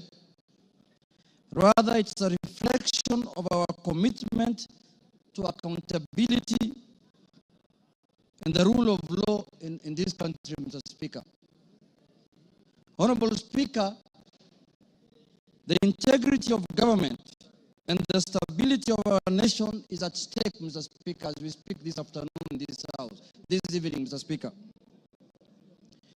Honorable Speaker, national security is at stake. Honorable Speaker, the economy is at stake. Honorable Speaker, the DP, since he assumed office, we have witnessed nothing but abuse of power, discrimination against communities, insubordination, disregard for the two levels of government, corruption, bullying, and many other actions that undermine the rule of law, Mr. Speaker, as well as actions that are unethical, illegal, and that severely breach public trust as contained in the motion by Honorable Wengi Mutuse, Mr. Speaker. Honorable Speaker, in supporting the removal of the Deputy President from office, we are rejecting the invitation by Honorable Rigathi Gachagua to accept tribal bigotry, Mr. Speaker, skewed resource allocation, and the exploitation and domination of minorities as fait accompli in Kenya, Mr. Speaker. Mr. Speaker, before I move forward, or before I go on with what I wanted to say on the motion, Mr. Speaker, I would like to take this chance first to respond to some of the issues that he has raised in the House a few minutes ago, or his responses, Mr. Speaker. In the first place, his responses came very late in the day to the House, Mr. Speaker. He tabled his response at 4 p.m. in the evening today, Mr. Speaker, and he should have done it either yesterday evening or this morning, Mr. Speaker, so that the House can get enough time to peruse what he has said, Mr. Speaker. Mr. Speaker, one of the grounds that is being accused of Mr. Rigathi Gachagua for impeachment, Mr. Speaker, is the issue of what he calls shareholding, Mr. Speaker. He has said Kenya is a company with shareholding. But in his response, he comes here and tells the House that he did not mean that. What he meant is that he was talking about political parties, Mr. Speaker, and listed the political parties that have formed coalitions within Kenya Kwanza, Mr. Speaker, including Ford Kenya, ANC, PA, and all other parties that have formed what is called the Kenya Kwanza coalition, Mr. Speaker. Mr. Speaker, I want to contradict what he said by saying that political parties are national in nature. Ford Kenya is a national party. ANC is a national party. All the political parties that formed a coalition with Kenya Kwanza are political parties that are national, Mr. Speaker. Mr. Speaker, in this country, under the Constitution, you are not allowed to form a tribal party. You are not allowed to form a religious political party, Mr. Speaker. You are not allowed to form a Mulima political party, Mr. Speaker. That is very clear in the Constitution, Mr. Speaker. And if the Deputy President is not aware of that, I can read out for him, Mr. Speaker. Under Article, Mr. Speaker, 91, every political party shall have a national character as prescribed by an act of parliament, have democratically elected governing body, Mr. Speaker. And it also says in Part 2, a political party shall not be founded on a religious, linguistic, racial, ethnic, gender or regional basis, Mr. Speaker, or seek to engage in advocacy of hatred, like what he does sometimes, on any such basis, Mr. Speaker. Mr. Speaker, you cannot equate political parties to what the Deputy President has been propagating for the last 2 years in this country, Mr. Speaker. The Deputy President has told Kenyans in no uncertain terms that Kenya is a shareholding company. Order, honorable members. And if you Order. do not vote, vote for Kenya Kwanza, you do not have any shares, Mr. Speaker. Order, Yegon, and your team. Ngong. Mr. Speaker, members now are excited because they are not happy with the response the Deputy President has given them. Now they want to vote and go. Yes. I know what they are doing. I know, but let's proceed with the matter. We have to respond to the issues he has brought to the House, Mr. Speaker. Mr. Speaker, political parties are not equal to regional and ethnic, conglomerations that the Deputy President has been advocating for the last 2 years, Mr. Speaker. Mr. Speaker, I want to give him a good example like ODM. ODM has sent the other day 6 experts under the broad-based government, Mr. Speaker. 6 experts. Where are those experts coming from? One is from the coast. Beatrice, the school is from Turkana. Oparanya is from Western. The Attorney General is from Kisumu. Mr. Speaker, when he's talking about 30% of Ford Kenya and 30% of ANC, he thinks those positions were given to lawyers as a community, Mr. Speaker. When Ford Kenya is a national party, those positions belong to members of Ford Kenya who are in Mombasa, who are in Migori, who are in Kakamega, who are in Bungoma, who are in Eldoret. Ford Kenya has membership in all the country, has membership, Mr. Speaker. So, Mr. Speaker, that ground is not, he cannot controvert that ground by saying that he was talking about the power sharing within Kenya Kwanza. No, he was talking about ethnic groups, Mr. Speaker. He said this government was formed by 2 ethnic groups, and that's how they are going to share power, Mr. Speaker. So that ground stands, Mr. Speaker, and that ground is impeachable, Mr. Speaker, on the Deputy President. The other issue, Mr. Speaker, I want to respond to that he has raised here, Mr. Speaker, is the issue of national security. He said that the NSIS, Mr. Speaker, can be called out whenever they are out of order, Mr. Speaker. Mr. Speaker, the man Deputy President sits in the National Security Council, Mr. Speaker. He doesn't need to call out any government organ in the streets, Mr. Speaker, like people who do their things in the street, Mr. Speaker. He's a man who sits in every governance organ of this country, Mr. Speaker.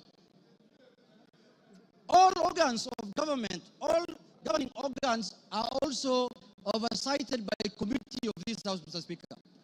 What happens, Mr. Speaker, in this country if every member of parliament goes out there castigating governing bodies and constitutionally created bodies of governance, Mr. Speaker? We are going to have anarchy in this country. Mr. Speaker, I'm not convinced that he has answered in any way that question as to why he was castigating bodies like the NSIS and the police out there when he's the Deputy President of the Republic of Kenya. On that ground, Mr. Speaker, I feel he's impeachable on that, Mr. Speaker. He has not given us any. Mr. Speaker, the issue of Justice Maina. He said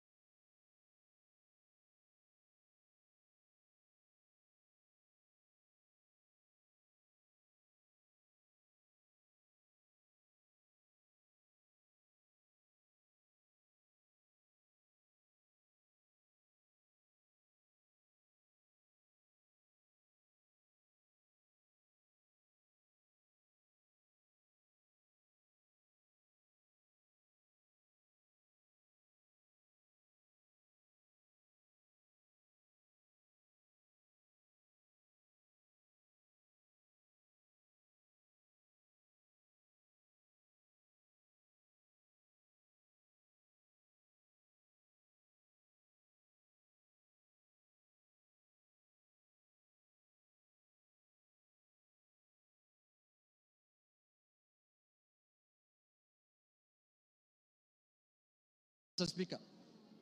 He who wants equity must come with clean hands. You cannot castigate a judge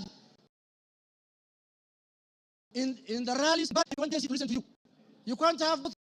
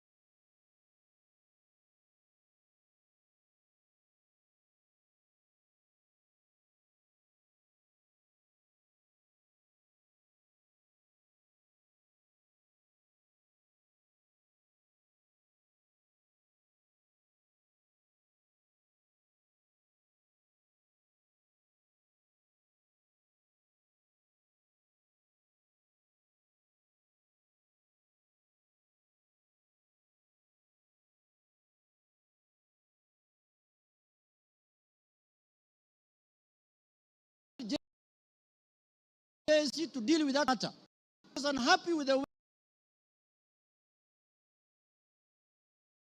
the judge has handled this case, Mr. Speaker.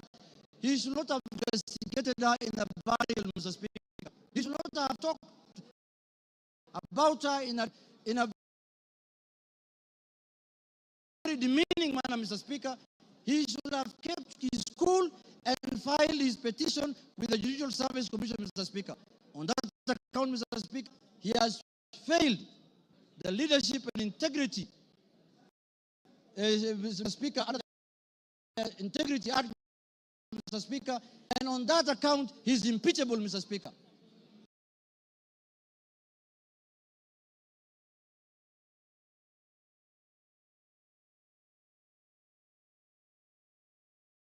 My last point, Mr. Speaker, is the issue of the renovation of his house in Karen, or the official reasons of the Deputy President, Mr. Speaker. You remember the Deputy President, when he was assuming office, when he was taking oath of office at Kasarani, Mr. Speaker, the way he lectured us, the way he told us that they have inherited empty coffers, Mr. Speaker. There is no money in this country. The former regime has looted and gone with everything, and goes ahead after 2 months to renovate his house, his official residence, with over 100 million, 45 million shillings, Mr. Speaker. Imetoka wapi, Mr. Speaker? Where has that money come from? Where has that money come from? He has not convinced us in any way how that money was spent, how those companies were paid, and on that account, Mr. Speaker, because of misuse of public resources, he is impeachable on that account also, Mr. Speaker. Mr. Speaker, I want to say this. When we gave ourselves the new constitution in 2010, we knew very well that we were coming from an era where we cannot impeach the president, we cannot impeach ministers, we cannot impeach the deputy president. Kenyans gave themselves the new constitution, and they put in there Article 150, knowing very well that one day they will hold their leaders, the president, the deputy president, accountable, Mr. Speaker. And they gave that mandate to this House, Mr. Speaker, and the Senate, Parliament in general, Mr. Speaker. Mr. Speaker, I was shocked under the public participation, people saying that Kufa Makanga, Kufa driver, Mr. Speaker. We cannot allow the driver to die because it is an issue. We are witnessing a situation where the Makanga wants to take the steering by force. And what happens after that? The driver is carrying 55 million Kenyans, Mr. Speaker. We cannot allow the driver to die because 55 million Kenyans are going to die with him. But the Makanga, who is just hanging at the door there of the matatu, can go, Mr. Speaker, if he misbehaves, Mr. Speaker. And, you know, if he's not doing his work properly, Mr. Speaker, the easier one to go first is the Makanga, because the Makanga is the one who should be telling the driver what to do. And they're telling us here, Kufa Makanga, Kufa driver. The petition of the driver is not with us in this parliament. The petition we have, the motion we have before us today, is the motion of the Makanga. And we are going to deal with him perpendicularly and thoroughly, Mr. Speaker, this afternoon. Mr. Speaker, I want to tell the House that us, the people of the minority, the Azimio people, Mr. Speaker, we have lived like orphans in this country for the last 2 years. Why do I say so? Mr. Speaker, we are taxpayers. Some of the places that contribute to the highest taxes in this country are areas that are dominated by Azimio people. And then somebody comes here and tells me, you are not a shareholder, you are not going to get services, you are not going to get development. What the hell is that? What the hell is that? There's the taxes that are paid by the Azimio people count nothing, Mr. Speaker. And it is coming from the high office of the Deputy President of the Republic of Kenya, Mr. Speaker. Mr. Speaker, this is the time we are going to correct this thing so that it never happens again, so that we don't have another Deputy President who comes later. Because when we impeach this one, another one is going to be appointed. This is a lesson to the next one. That if you misbehave, we will just take you through this Mr. Speaker. Mr. Speaker, I want to conclude by saying this. Let us not personalize office. We don't have any ill will. We don't have any bad faith. We don't have anything that we are holding against the persona of Geoffrey regarding Gachagua, Speaker. We are dealing with the office of the Deputy President, currently occupied by one Geoffrey regarding Gachagua, Mr. Speaker. The office holder. And let us not personalize. The office does not belong to him, does not belong to anybody. This is a constitutional office, and the Constitution has prescribed how to do when you misbehave in that office, Mr. Speaker.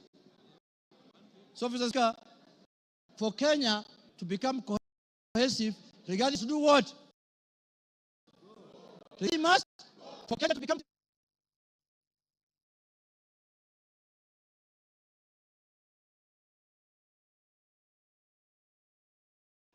Okay, okay, give him 1 minute. Mr. Speaker. Give him 1 minute. Mr. Speaker, I was telling members, for Kenya to unite regarding must, for Kenya to prosper regarding must, for Kenya to have unity regarding must, for shareholding to end in Kenya regarding must, for us to have a peaceful country regarding must.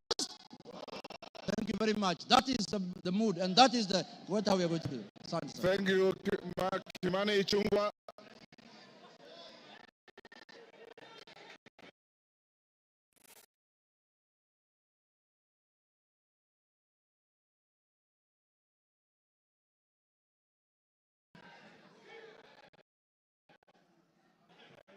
Honorable Speaker, thank you for this opportunity.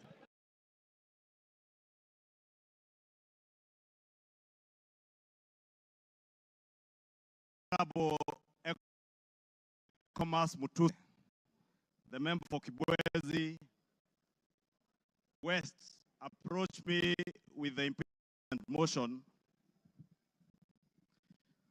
Honorable Speaker, I took some time not just to go through the grounds that he had stipulated for the impeachment of the deputy president, but also to reflect on what Honorable Mutuse was asking me, not just as a member of parliament for Kikuyu and leader of majority party in this house to do, but also took time to reflect and ask the Almighty God to guide me, give me wisdom to do the right thing. Honorable Speaker, I pray to God that the Almighty God may give me wisdom to do that which is right. And not just what is right, Honorable Speaker, but also what is just. Just to the outgoing Deputy President of the Republic of Kenya,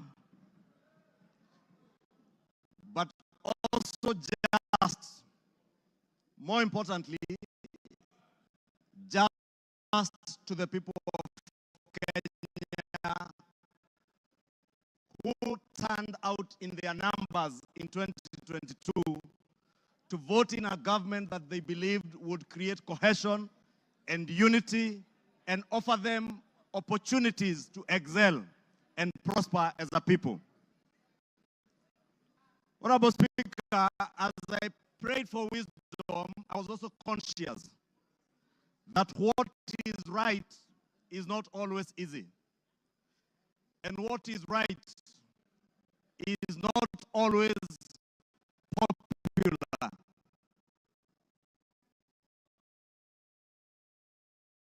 The mountain, representing people of the Mount Kenya region, Honorable Speaker, it was clear to me that what may be popular today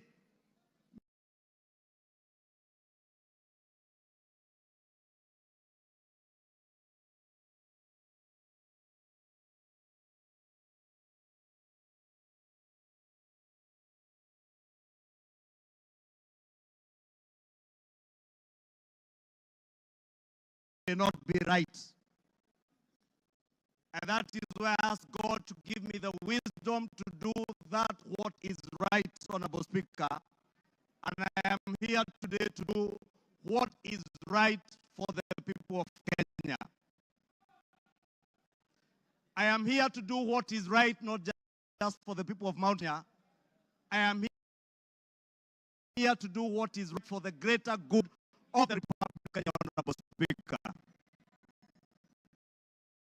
And that is why I rise to support this impeachment motion, Honorable Speaker. Honorable Speaker, having listened to Honorable Mutuse and all the grounds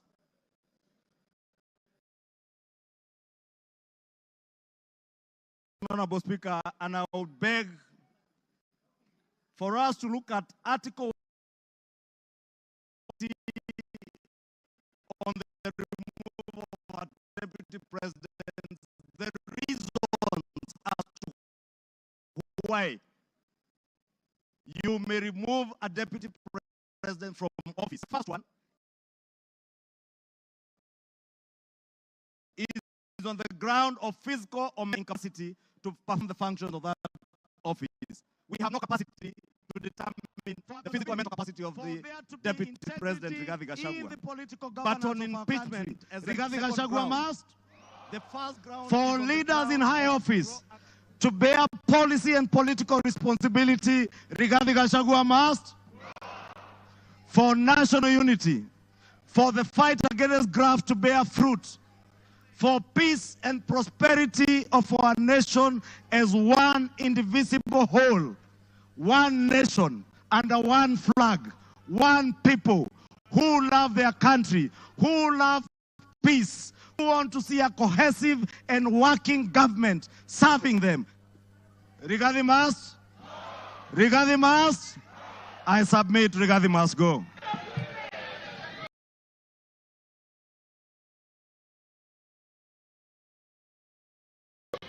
Order, honorable members, order.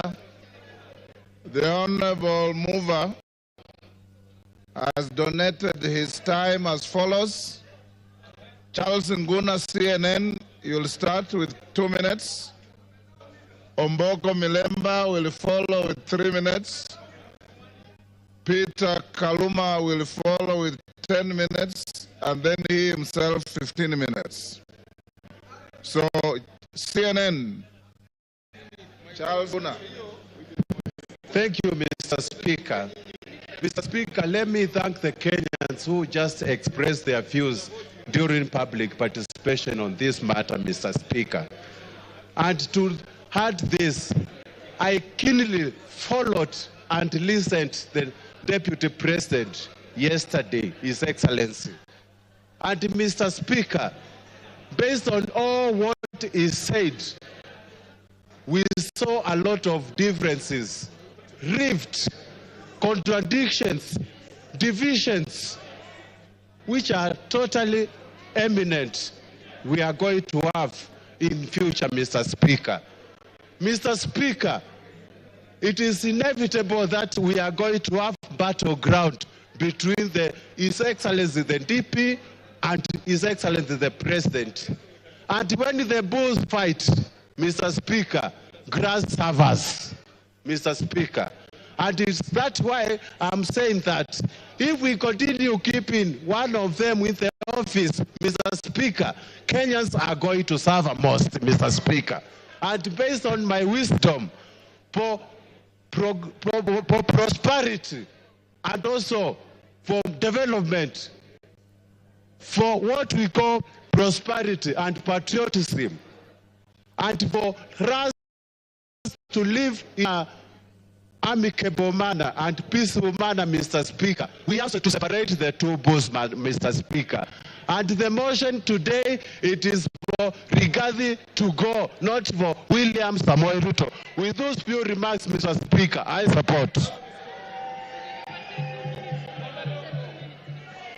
Omboko Milemba.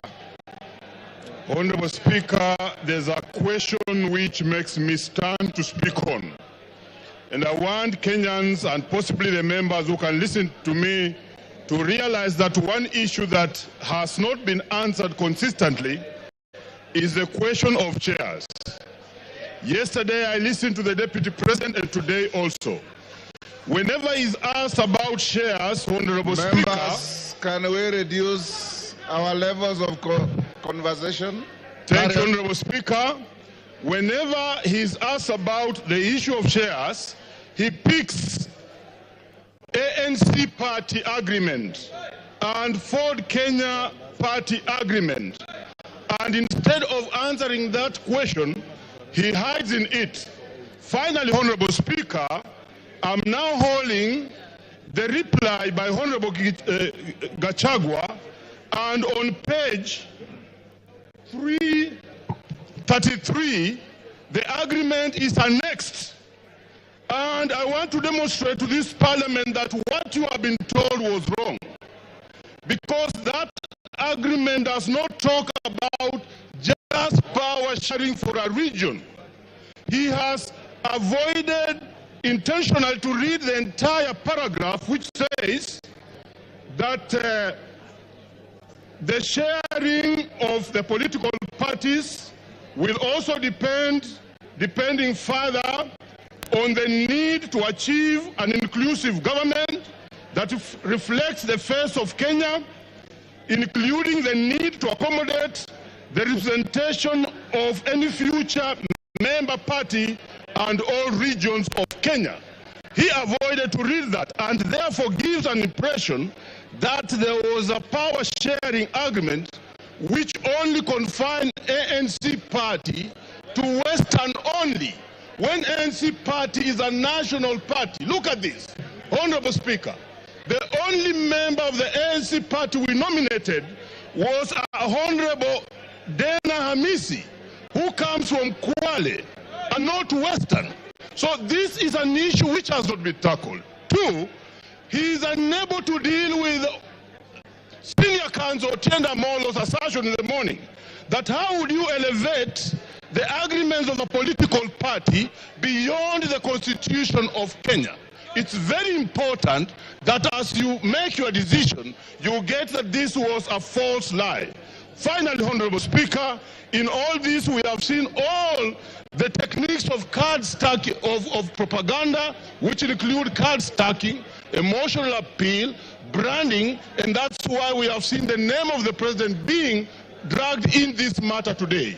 I think the motion on the floor is for the makanga, it's not for the driver. Thank you, Honorable Speaker. I support. I have been advised by the mover that Lillian Kogo will take 2 minutes and Kaluma 8 minutes instead of 10. Lillian Kogo. I thank you so much, Honorable Speaker, and I want to thank all the members who have contributed to this motion. I rise to support. I had not given my voice to it, but Honorable Speaker, as you were speaking earlier, Honorable Speaker, I believe the Honorable Deputy President of the Republic of Kenya was following the proceedings of this House. And one of the matters, Honorable Speaker, that came out so clearly, Honorable Speaker, was an insult on women, Honorable Speaker. Women from a substantive position in this country's national development, Honorable Speaker.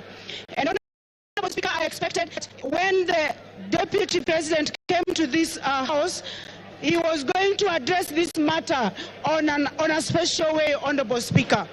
But I did not listen. I did not hear him.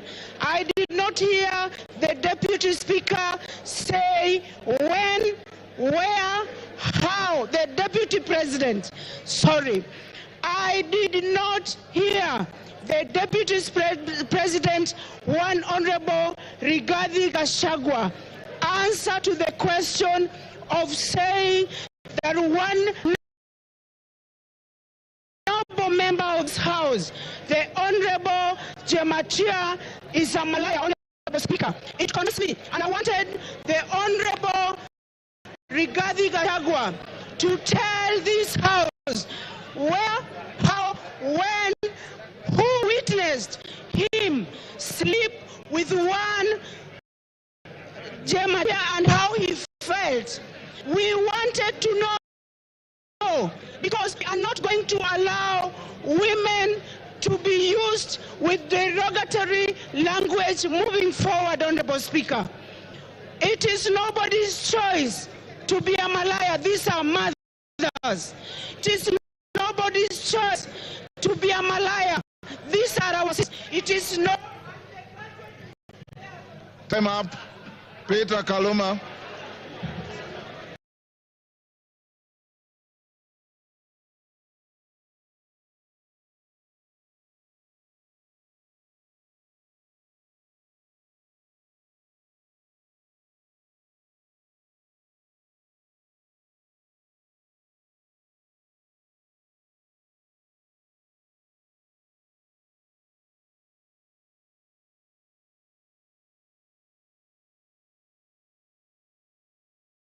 Peter Kaluma.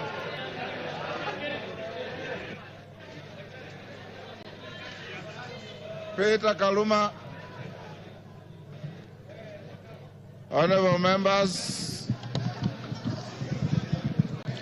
I thank you.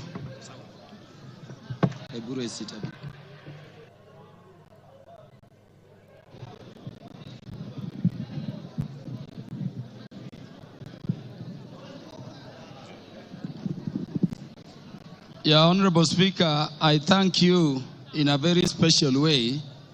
Honorable Speaker, I have this benefit of speaking after listening both to the mover of the motion and to the Deputy President, who is the subject matter of this motion. And so, Honorable Speaker, I can look at it from all perspectives. Honorable Speaker, allow me to start by saying that I listened to the Deputy President, as I did to Honorable Mutuse, with the mind of a lawyer, looking at how the grounds have been addressed, their particulars, and how they have been addressed by the two respective parties. And Honorable Speaker, let me begin by saying that I don't know what happened, but we had Honorable Mutuse presented before this assembly a motion seeking to impeach the Deputy President on up to 11 grounds. And Honorable Speaker, I don't know whether it is by act of omission or commission, or it is just the nature of some people. The Deputy President focused on those matters concerning property, money, integrity, procurement, forgetting the most fundamental issues. And I want to say that even when he addressed those money issues, there are very patent gaps going to constitutional violations which are stated in the motion to be gross.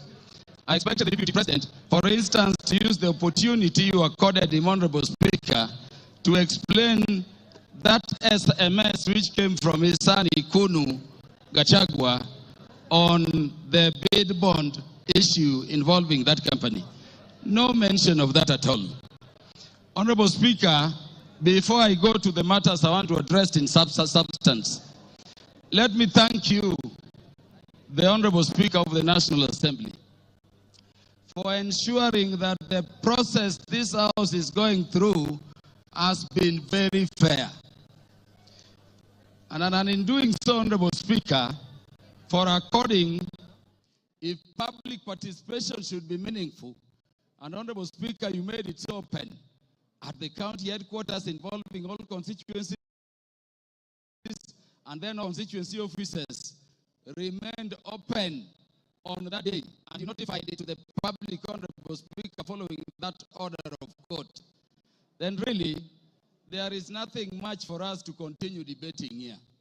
If public participation is to be meaningful, then the Kenyans have spoken.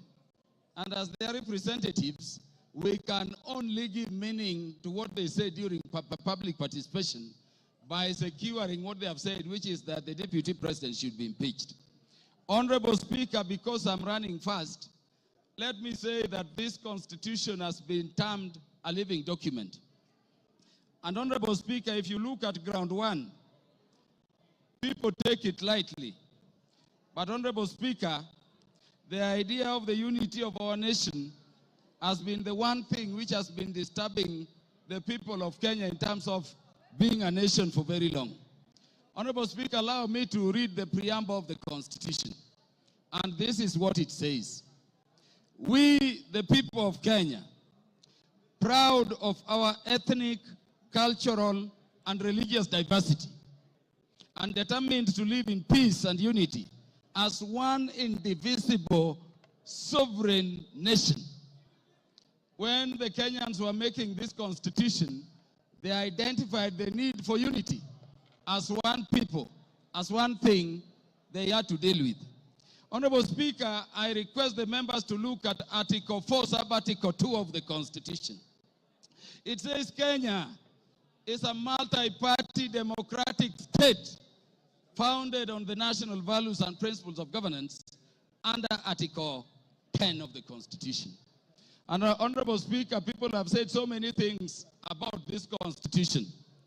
But let me say today, before this House, Honorable Speaker, that Article 10 of the Constitution, if this spirit has a soul, if this Constitution has a spirit, then you can only find it in Article 10 of the Constitution.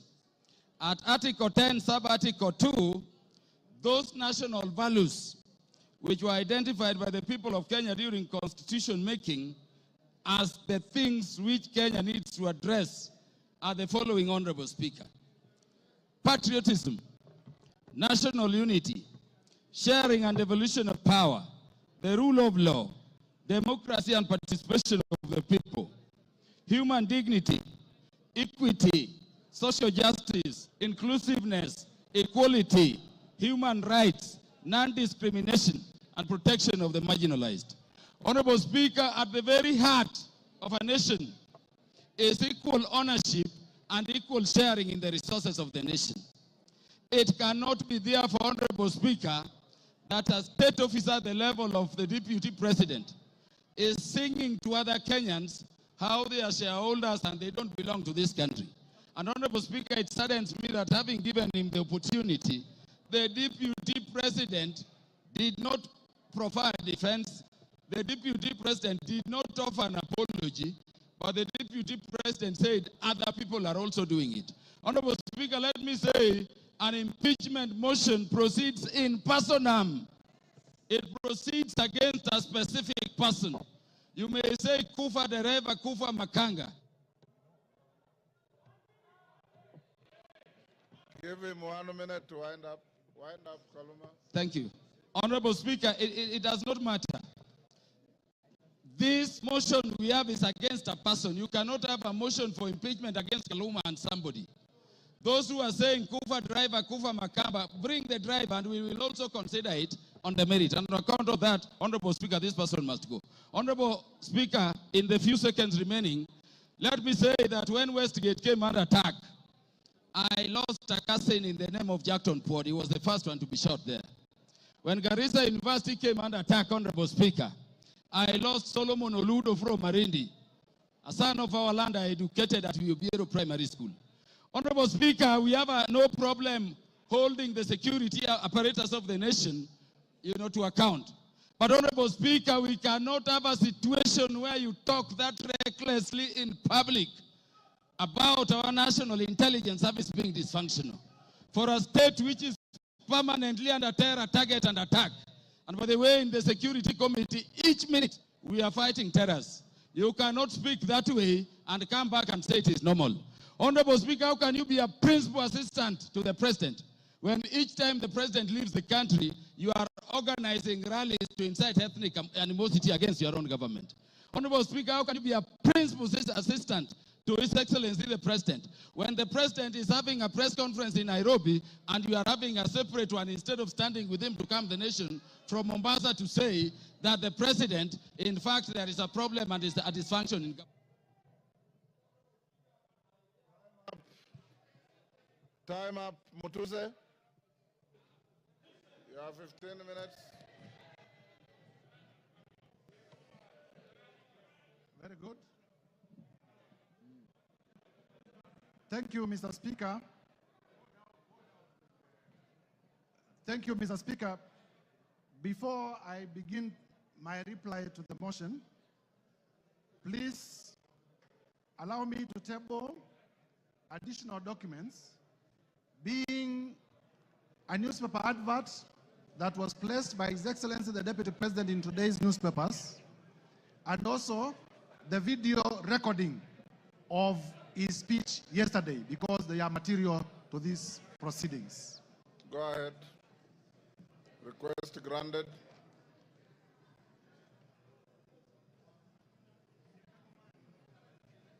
Mr. Speaker, I have tabled the two documents, electronic and physical, because during the course of this debate, members in many instances had referred to them, and therefore it is only fair that they are part of the record. Number two, Mr. Speaker, allow me to thank... The documents were available to me earlier, and I ruled that they are admitted. Thank you, Mr. Speaker. I want to be very brief because I know the National Assembly of the Republic of Kenya wants to make a decision on the matter of impeachment of His Excellency Rigathi Gachagua. Mr. Speaker, to begin with is to thank colleague members of Parliament from both sides of the House for the robust debate in terms of the motion that we presented before the House this morning. Mr. Speaker, I also want to thank Kenyans in their millions from all over the Republic, because in the course of this debate, Kenyans have been commending, Kenyans have been exercising their democratic right through public participation, through their right to odd opinions, and we have not witnessed a single incident of violence anywhere in the Republic.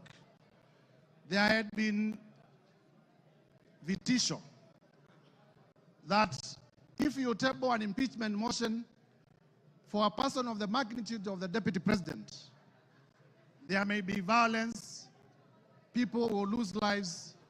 But I thank Kenyans because Kenyans have proven once again that we are a peaceful country and we are able to engage in our democratic processes without violence. Mr. Speaker, allow me to re-examine some of the few issues that have come through the response. First is to let Kenyans know that His Excellency Rigathi Gachagua has filed a response of 501 pages, and the response has come at 4 p.m., and I was only able to be given the response about an hour ago. And therefore, in terms of the doctrine of equality of arms, I feel that I needed adequate time so that I may be able, during my reply, to respond to some of the things that he has raised in his response. However, be that as it may, I want to refer members to page 99 of his response. In the morning, I did tell members that His Excellency Rigathi Gachagua has acquired properties through corruption and through money laundering. And when he has come before this House, he has told you that the hotel that he acquired in Nyeri was acquired through a loan. However, the only document exhibited as evidence of that loan is a letter of offer from Credit Bank Limited. There is no evidence exhibited by Mr. Rigathi Gachagua, the current Deputy President, to the effect that the loan was actually finalized, to the effect that he actually got the loan. Mr. Speaker, as a term of the letter of offer, in terms of lien and set-off, and I read, a lien and set-off of a fixed deposits of LN Crystal Kenya Limited for an aggregate amount of 300 million Kenya shillings. Interest accrued shall be credited to your deposit settlement account. Mr. Speaker, in simple terms, what this means is that Mr. Rigathi Gachagua had a fixed amount in cash of 300 million in his account, which was going to be used as a security. I asked Mr. Rigathi Gachagua to tell us where he had gotten this 300 million if my allegations that he's laundering money are not true. And therefore, by virtue of his response, it confirms my assertions that he has monies, he has wealth, he has cash that is suspect. If you may give me my phone. In terms of whether Kenya is a company or not. Do you want information from member Yes. for West Mugirango? Yes, you may. Go ahead. Mr. Speaker, I want to inform the Honorable Mutuse that the Director for Credit Bank Kenya Limited is one Grace Nyachai, who hails from Nyeri and is a relative of His Excellency Rigathi Gachagua, and therefore I say no more. I thank you, Mr. Speaker. Mr. Speaker, it is important for this House to note that in the morning, I did present evidence of suspicious money transactions. I did present evidence that His Excellency Rigathi Gachagua, either by himself or through relatives or through proxies, has acquired properties that are way beyond his known sources of income, and that evidence remains uncontroverted. Turning, Mr. Speaker, to the issue of whether Kenya is a company owned by shareholders. Mr. Rigathi Gachagua is playing with the intelligence of members of parliament and with the intelligence of Kenyans by attempting to twist facts. First, in terms of the law, companies are registered under the Companies Act. They are not registered under the Political Parties Act. So to come before Kenyans and to say that there were coalition agreements registered and therefore those coalition agreements are companies is to play around with our intelligence, because we know companies are registered under the Companies Act, they are not registered under the Political Parties Act. Further, Mr. Speaker, this Rigathi Gachagua was selectively chosen the sections of the Kenya Kwanza's coalition agreement to rely on, and he has failed to read the document in whole. Under clause 20 of the Kenya Kwanza coalition agreement, that clause provides as follows: that there is need to achieve an inclusive government that reflects the face of Kenya. Rigathi Gachagua chose not to tell us that the coalition agreement also talked about the face of Kenya and not a company of some people to the exclusion of others. Clause 6 of the Kenya Kwanza coalition agreement provides for respect for constitutionalism. The articles of the Constitution that I stated. It provides for respect to the rule of law. It provides for respect to the national values and principles of government under Article 10, and it provides for respect to devolution. Mr. Rigathi Gachagua did not tell us that. Clause 22G of the coalition agreement among the Kenya Kwanza political parties provides that there will be adjustments that may be necessary to accommodate the development priorities of other parts of the country to ensure equitable distribution of Kenya's national resources and wealth for the benefit of every citizen and every part of Kenya. This Mr. Rigathi Gachagua could not tell you because it was going to destroy his case. And therefore, honorable members, I urge you to find that Mr. Rigathi Gachagua, in his assertions about shareholding and a company, it was not in reference to political parties, it was in reference to regions, it was in reference to communities, and the evidence that we provided remains uncontroverted, and this ground must be confirmed. Mr. Speaker, on the issue of KEMSA, again, to show a man who is a flip-flop, yesterday on live television, Honorable Rigathi Gachagua admitted that he personally called Dr. Andrew Mulwa by his own phone yesterday on television. Today, appearing before us, he denies that he did not call him. So, which part of his testimony do we believe? Do we believe the testimony that he gave yesterday on national television, that he did call Dr. Andrew Mulwa, and that he sent his own son to Dr. Andrew Mulwa to collect the bid bond? Or do we believe the testimony that he has brought today, altered testimony that he has brought today? I urge you to find that Mr. Rigathi Gachagua indeed did call to influence investigations. On the issue of cabinet, Mr. Speaker, if you may allow me just 1 minute. On the issue of cabinet resolution, he has admitted and proceeded to justify that despite the existence of a valid cabinet decision in a cabinet meeting that he sat, he chose to defy that cabinet decision. And for that reason, Mr. Gachagua, by his own admission, must be removed from government. Mr. Speaker, as I conclude, this is the National Assembly of the Republic of Kenya. And for the National Assembly of the Republic of Kenya to assert its constitutional authority, Mr. Rigathi Gachagua must be impeached today. I urge members. Mr. Rigathi Gachagua, we have heard from members here, has made inflammatory remarks against the women of the Republic.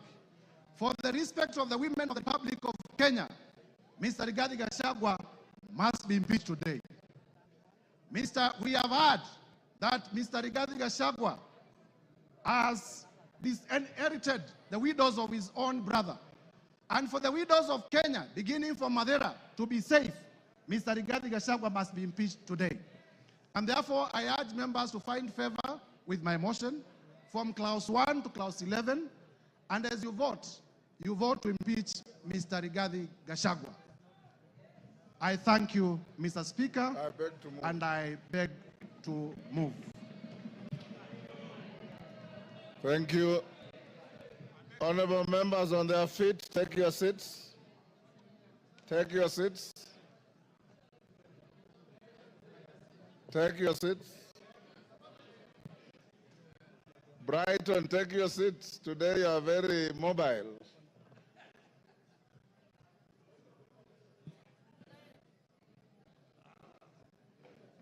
Honorable members, order. Honorable members, Honorable Jeho, take your seat. Honorable members, we are coming to the end of this motion. And before I put the question, this is one motion where there's no voice vote. We'll go straight into division. So that no ayes have it at the putting of the question. The House Business Committee yesterday deliberated on the manner of voting, and it was unanimously agreed that there will be a roll call vote. There will be a roll call vote. That being the case, we should be done, if we are orderly, we should be done in the next 30 minutes to 40 minutes, maximum 1 hour. When we start voting, order. When we start voting, I'll instruct the clerk and the teller, having conducted yourselves exemplarily well, any member who precedes his or her vote with a preamble or a speech or a statement will be a spoiled vote. Once you are called, order. The vote is simply yes or no. Time for speeches have extinguished in the debate. I now put the question. Of course, there are always three: yes, no, abstention. Order, member for West Mugrango. There's nothing out of order. Honorable members, I now put the question, which is that, pursuant to the provisions of Articles 145 and 151B and 2 of the Constitution and Standing Order 64 and 65, this House resolves to remove from office by impeachment His Excellency Honorable Rigathi Gachagua, EGH, the Deputy President of the Republic of Kenya, on the following grounds. 1. Gross violation of Articles 10(2)A and B and C, 27(4), 73(1)A, 2 and B, 75(1)C, 129(2) of the Constitution, and Article 147(1) as read together with Article 131(2)C and D of the Constitution. 2. Gross violation of Articles 147(1) and 152(1) of the Constitution by undermining the President and the Cabinet and the effective discharge of the national government executive mandate. 3. Gross violation of Articles 6(2), 10(2)A, 174, 186(1), 189(1), and the fourth schedule to the Constitution by undermining devolution. 4. Gross violation of Article 161 of the Constitution on the institutional and decisional independence of judges. 5, gross violation of Articles 3.1 and 148(5)(a) of the Constitution on the fidelity to the oath of office and allegiance. 6, serious reasons to believe that His Excellency the Deputy President has committed crimes under Sections 13(1)(a) and 62 of the National Cohesion and Integration Act. 7, serious reasons to believe that His Excellency the Deputy President has committed gross economic crimes under Sections 45(1), 46, 47(a)(3), and 48(1) of the Anti-Corruption and Economic Crimes Act and Sections 2, 3, 4, and 7 of the Proceeds of Crime and Anti-Money Laundering Act. 8, serious reasons to believe that His Excellency the Deputy President has committed crimes by continuously misleading members of the public through false, malicious, divisive, and insightful remarks that are contrary to the provisions of Section 132 of the Penal Code and Section 29 of the Leadership and Integrity Act.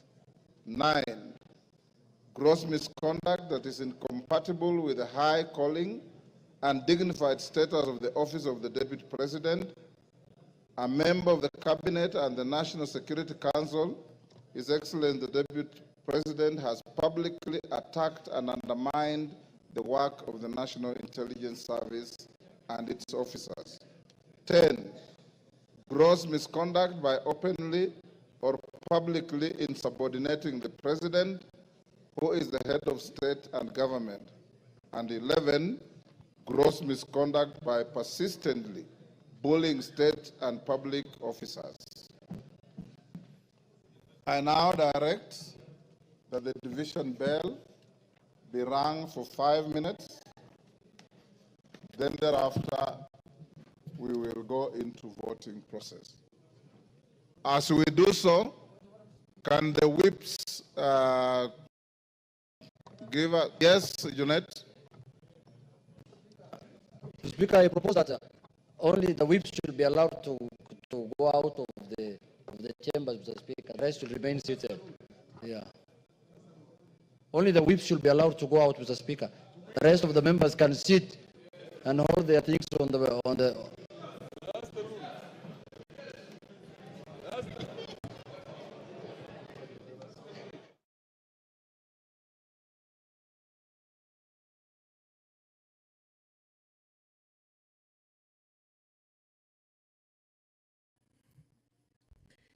Good evening.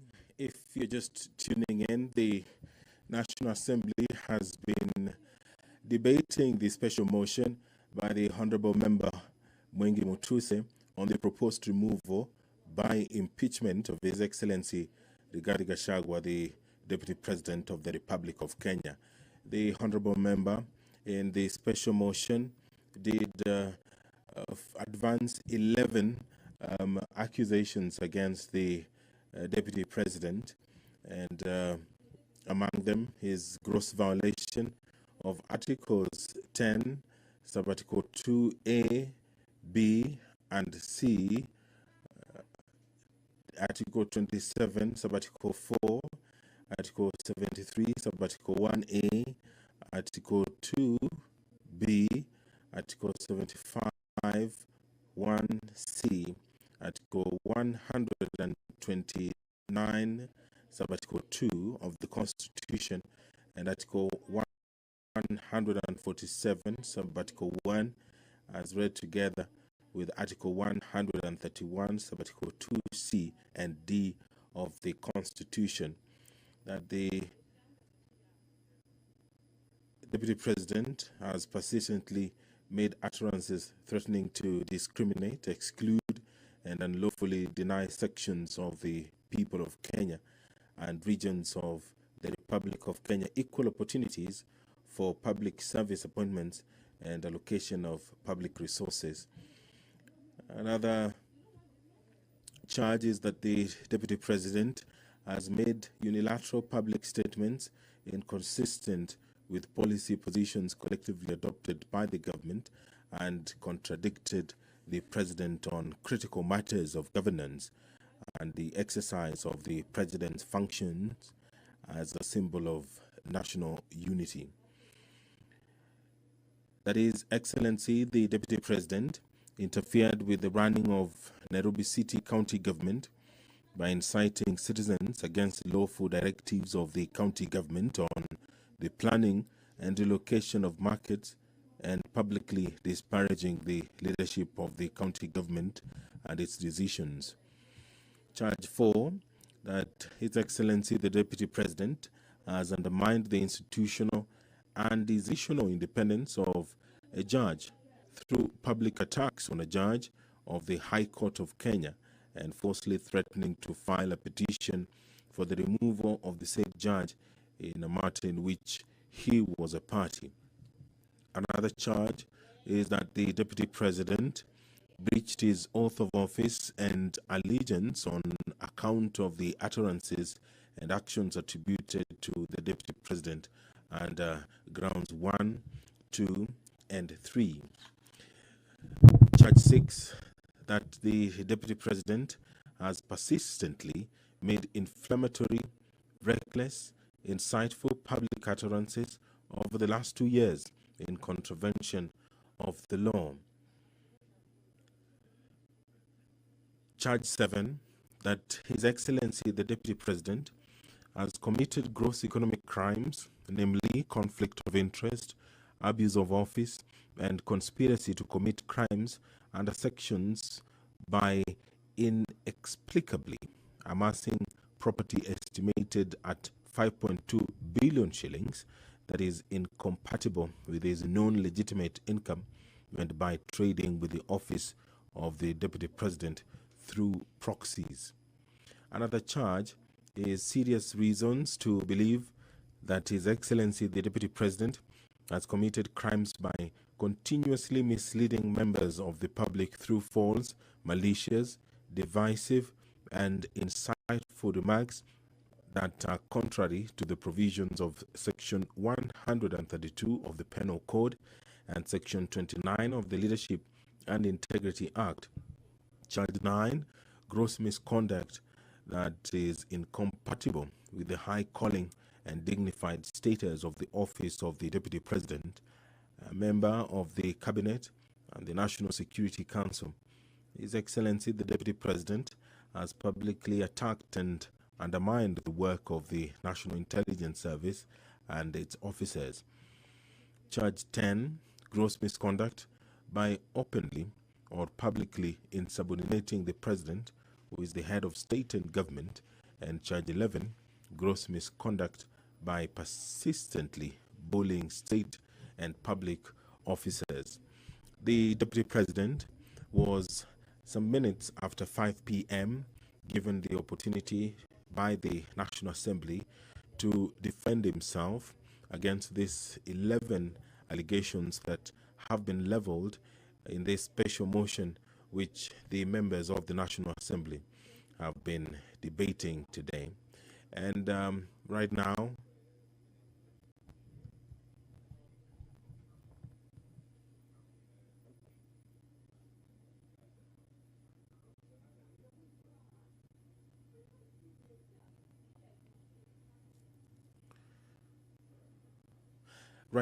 the respective leadership in the House is whipping members to come into the chambers to allow the division to proceed.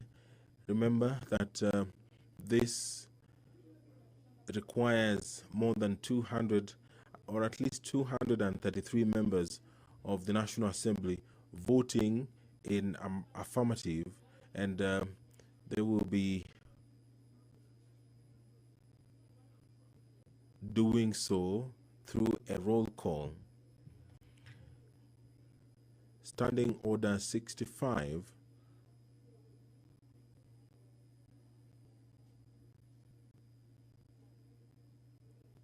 Standing Order 65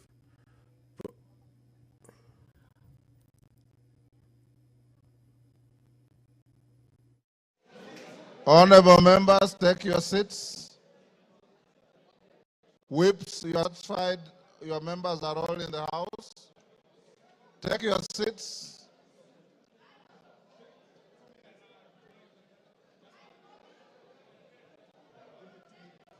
Okay. You have 2 minutes.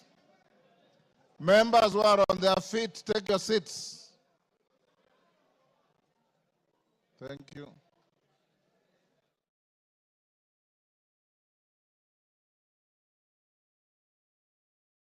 National Assembly provide for the procedure for removal of the Deputy President.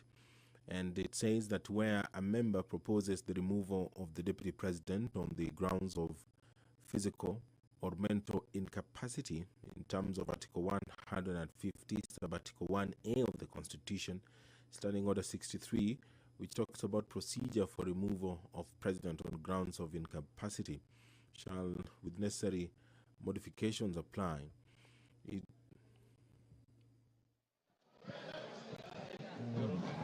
have to do something about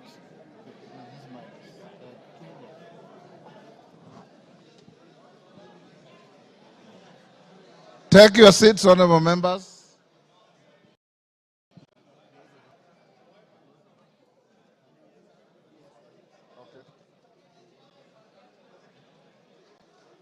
Osoro and Millie, are all your troops in the house? I want to draw the bar.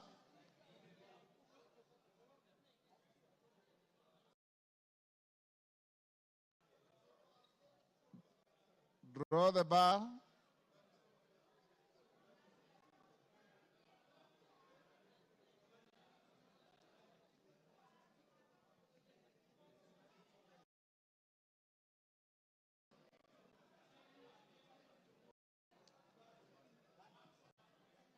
Take your seats.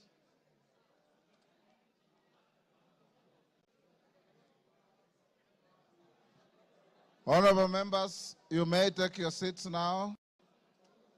Honorable Dani Wanyama, take your seat. Honorable Minority Whip, take your seat. Honorable members, I have been given the following as whips, as tellers. For the ayes, the Honorable Zaire Janda MP and the Honorable Jared Okello MP. For the nays, the Honorable Onesmus Ngogoyo and Honorable Jane Njeri. You may come forward and join the clerks at the table. Now the voting order, the voting will be as follows. Order. We will start by calling out the Honorable Samal, member for Isiolo. Is it West? Isiolo North. You all know Honorable Samal has a condition and he needs to be assisted. So the clerk and the tellers will go to where he is. The clerk and one on either side go and take Honorable Samal's vote. Once you are done, the constituencies are numbered alphabetically from A to Z. So we'll start with probably Ainamoi is normally the first, and we'll end up with the last. Pardon?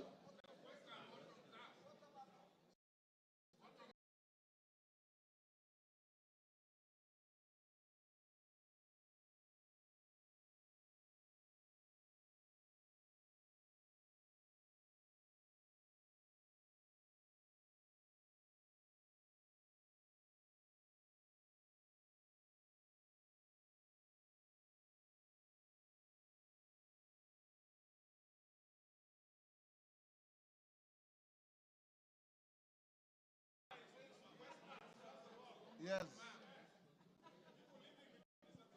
Okay, Njoroge, take the vote of Honorable Samal Honorable Kosgei and Honorable Wanyonyi, then go alphabetically for everybody else. And when voting is going on, members, you must remain in your seats. You must remain silent and let the process go on uninterrupted. The same way you have been orderly the whole day. Of course, I put the question, pardon? Yes.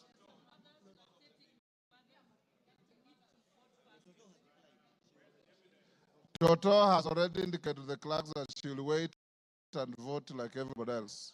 So she's not in a special case.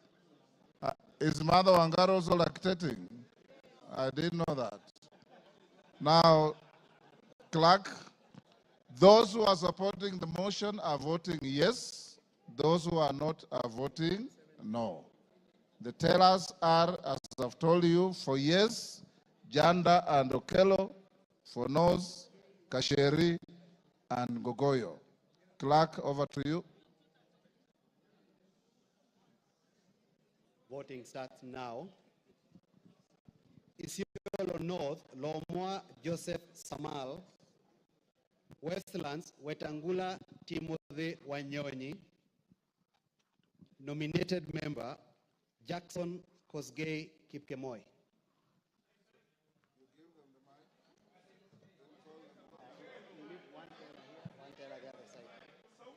Who will go there?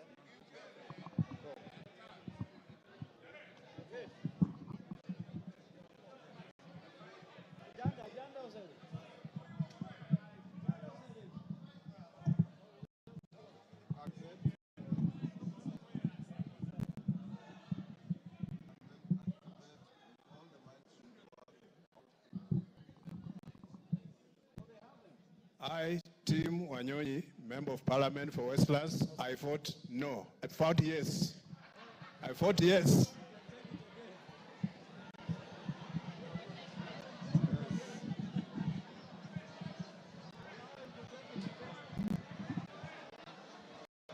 Honorable members, he has voted yes. I,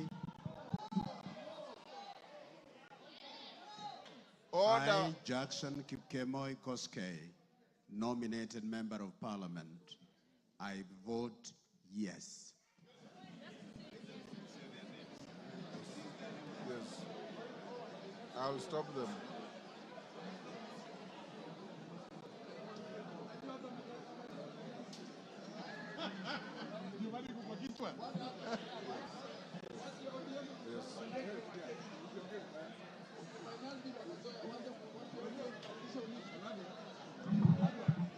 You are done with Honorable Samal? He can't talk. Honorable members, for the rest of the members, when your name is called, don't repeat your name. Just vote yes or no. Okay, go ahead, Njoroge.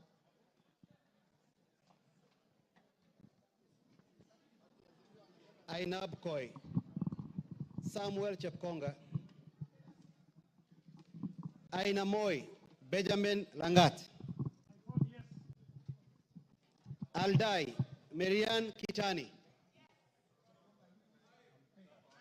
Alego Usonga, Samuel Atani, Awendo, John Walter Owino, Bahati, Irene Joki, Balambala, Shurie Abdi Omar, Baringo County, Florence Jamatia,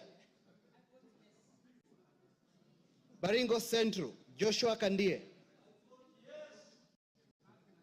Baringo North, Joseph Maglap, Baringo South, Charles Cameron, Belgut, Nelson Koech,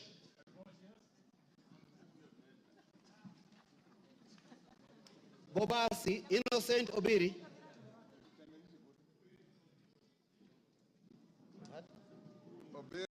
Bobasi, Innocent Obiri,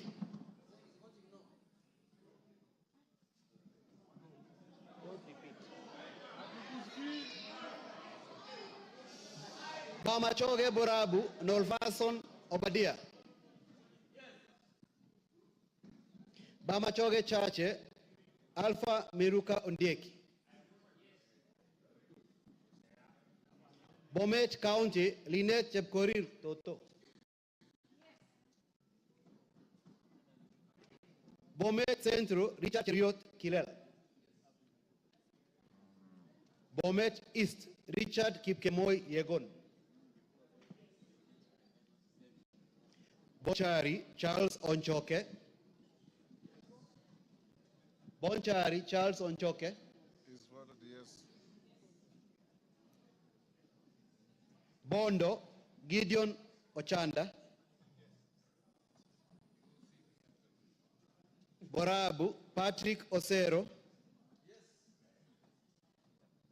Budalangi, Raphael Sauti Vita Wandala. Bumula, Nelson Jack Wamboka. Bungoma, Kadri Nanjala Wabilianga. Bura, Kuno Yakub Ado. Bureti, Kibet Kirui Komingoi.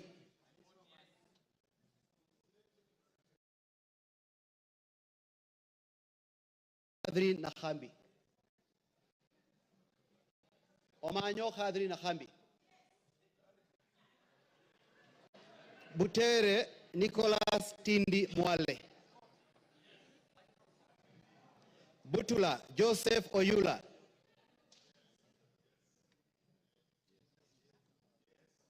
Buuri Muruidhania Rindikiri Mugambi. Central Imenti Moses Nguchine Kilima. Central Imenti Moses Kilima Nguchine. Changamwe Omar Mwinyi. Chebalungu Victor Kipngetich Koech. Cherangani Patrick Simiyu Barasa. Cherangani Patrick Simiyu Barasa.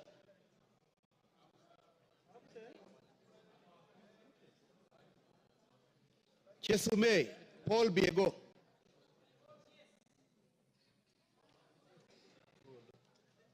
Chuka Iganga Ngombe Patrick Ntwega Munene. Dadab Farama Alim. Dagoretti North Beatrice Elachi. Dagoretti South John Kerry Waweru. Eldama Ravine Sirma. Eldas Adan Kenan. Elgeyo Marakwet County Ngerechei Jepto Caroline. Embakasi Central Gadhiro Majadonk Benjamin. Embakasi East Babu Owino Ongili. Embakasi East Babu Owino Ongili.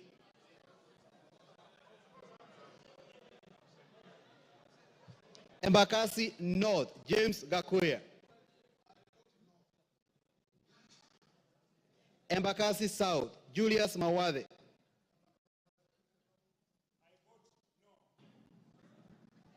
Embakasi West Mark Samuel Mwenje Mureithi. Embakasi West Mark Samuel Mwenje Mureithi.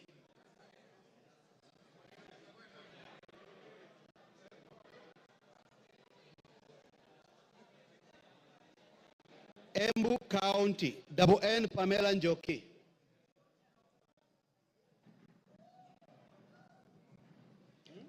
Mgwen. No. Mgwen. Relmengit Jose Kipto.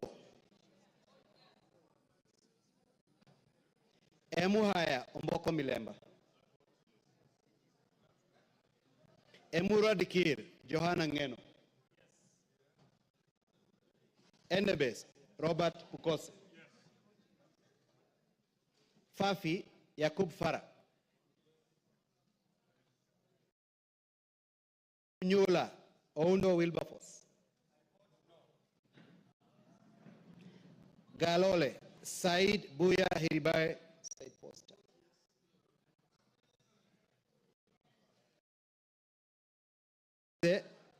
Charo Kenneth Tungule. Garissa County, Udgon Amina Siad.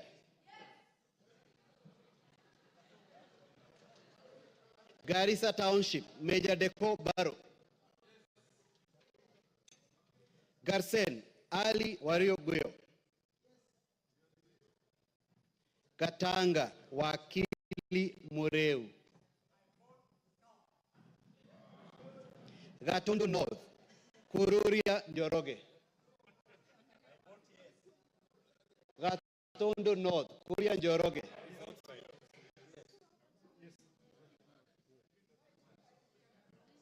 Gatundu South, Gabriel Aduka Kagombe.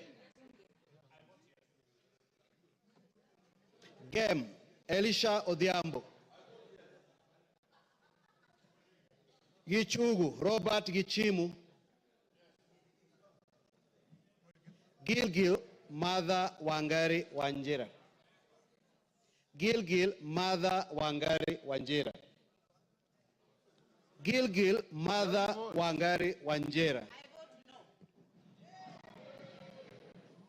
Githunguri, Gadhoni wa Mochomba. Hamisi, Charles Gumini Gimose. Homa Bay County, Bensuda Joyce Osogo.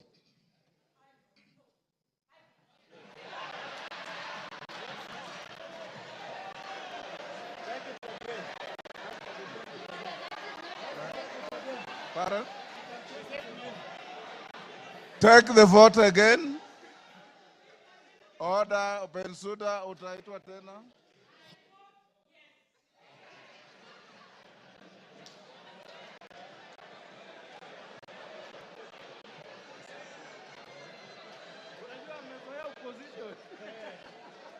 Homa Bay Town. Order, members, order. Homa Bay Town, George Peter Kaluma.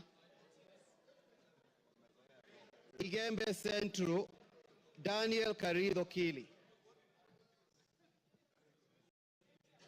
Igembe North, Taitumu Julius. Igembe South, John Paul Mwirigi. Ijara, Abdi Ali Abdi.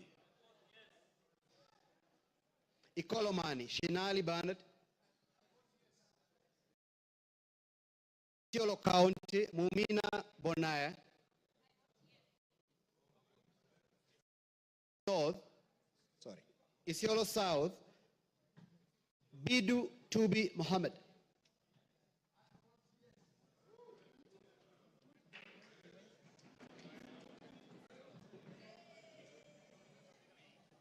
Jomvu Badibadi Twalib.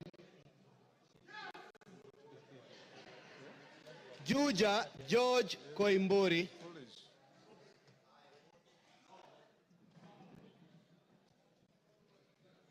Kabete James Gedua wa Mashukuru. Kabete James Gedua wa Mashukuru. Kabondo Kasipul Ivo Bara. Kabuchai Kalasinga Joseph.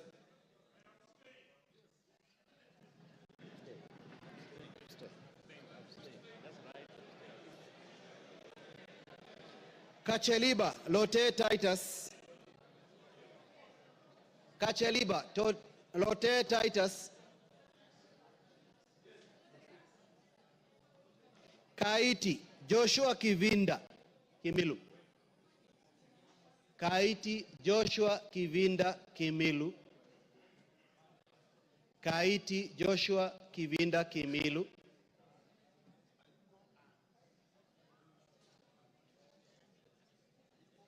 Kajiado County, Lea Sankaire. Kajiado County, Lea Sankaire.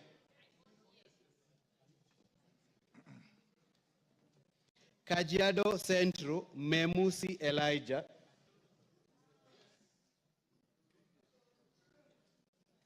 Kajiado East, Kakuta Maimai. Kajiado North, Onesimus Ngogoyo. Kajiado South, Parashina Samuel Sakimba. Kajiado West, Sunkuya George.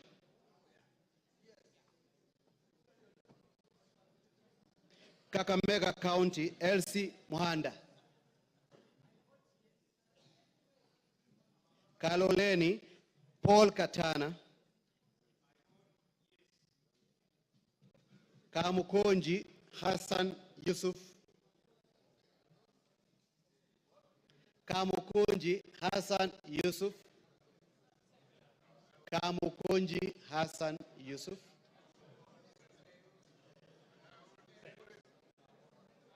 Kandara, Chege Njuguna. Kanduri, John Akali.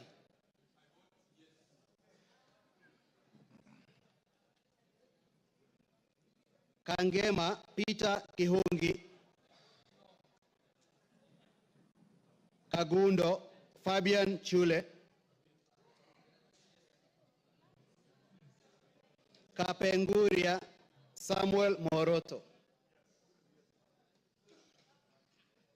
Kapsaret, Oscar Sudi. Kapsaret, Oscar Sudi.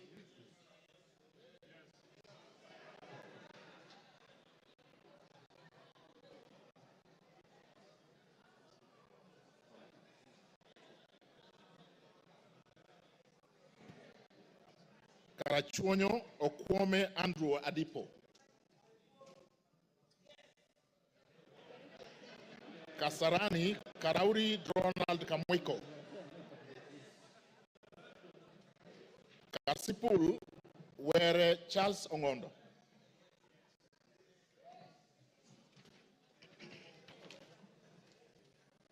Kathiani Mbui Robert. Keyo North Korir Adams Kipsanai. Keyo South Kipkoech Gideon Kimayo. Kericho Kemei Beatrice Chemweno. Says Ruto Julius Kipleting.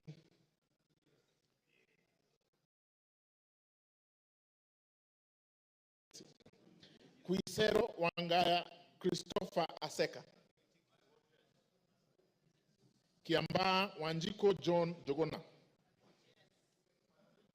Kiambu Waidaka John Mashua. Kiambu Mashua. Kiambu Town. He's not here. Kiambu Murada Ann Wajiko Mugo. Kibra Orero Peter Ochieng. Kibwezi Mbalu Jessica Nduku Kiko. Kibwezi West Mutuse Ekomas Mwengi. Kieni Wainaina Anthony Njoroge.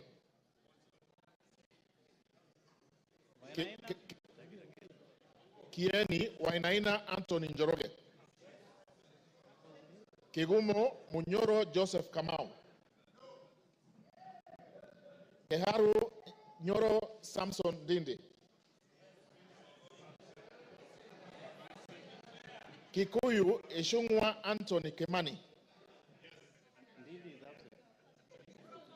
Kilgoris Sunkuli Julius Lekakeny. Kilifi Mwanyanje Gertrude Mbeyu. Kilifi North Baya Owenya. Kilifi South Kiti Richard Ken Chonga. Kilome Zambia Thaddeus Kethua. Kimilili Mutua Didmas Wekesa Barasa. Kiminini Bisao Morris Kakai. Kinango Rai Samuel Gonzi. Gonzi Rai.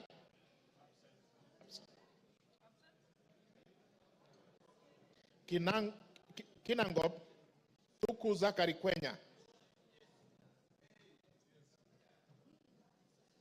Voted. It's voted. Kipipiri Muhia Wanjiko. Kipkelion East Cheroro Joseph Kimutai. Kipkelion West Hilary Kiplangat Koske. Kirinyaga Jen Jerry Maina. Kirinyaga Central Gitari Joseph Gashoki.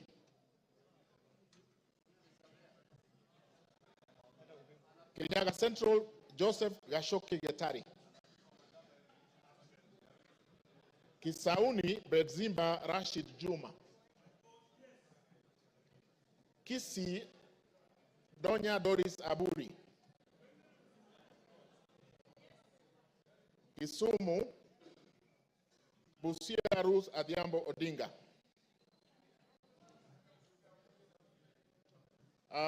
Kisumu Central Oron Joshua Odongo. Kisumu East Ahmed Shakil Ahmed Shabir.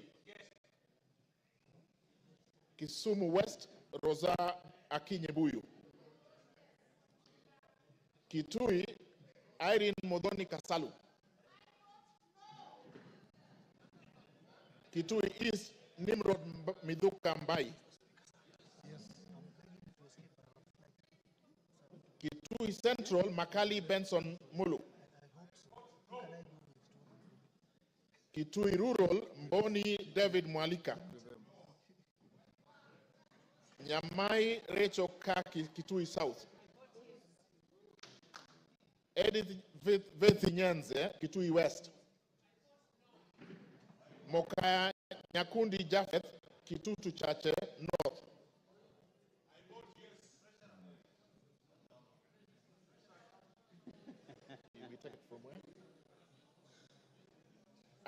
I will repeat from Kitui South. Rachel Kaki Nyamai. She voted. Yes. Nyanza Edith Vethi. She voted. Nyakundi Japheth Mokaya. I vote yes.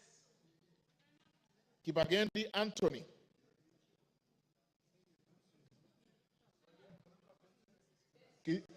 Kitutu Chache South. No. Kibagendi amesema? Kitutu Chache South, Kibagendi Anthony. Clive, Kitutu Masaba, Clive Ombane Gisairo.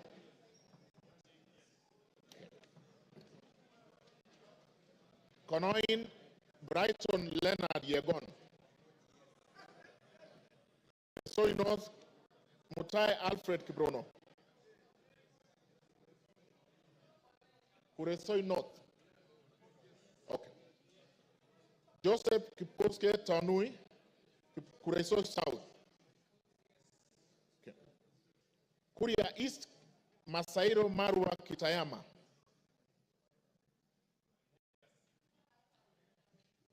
Kuria West, Robi Matthias Nyamabe. Kwale, Masito Fatuma Hamisi.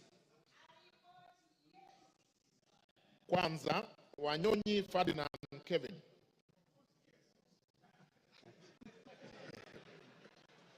Lafi, Abdurrahman Mohammed Abdi. Lakdera, Mohammed Abdikadir Hussein. Laikipia, Jane Wangeshi Kagiri. Laikipia East, Festus Mwangi Kionjuri. Laikipia North, Sarah Paulata Korere.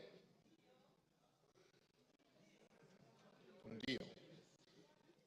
Laikipia West, Stephen Washira Karani. Laisamis, Joseph Lekutom. Lamu, Monica Mudoni Marufu. Lamu East, Obor Weda Muhammad. Lamu West, Modama Stanley Moiruri. Langata, Felix Odiwor Kode. Kahangara, Larry, Joseph Mburu Kahangara. Likoni, Mishi Juma Hamisi Mboko. Likuyani, Innocent Maino Mugabe. Limuru, John Kiragu Shege. Loima, Akuja Protas Ewesit. Luanda, Dick Maungu Oyugi.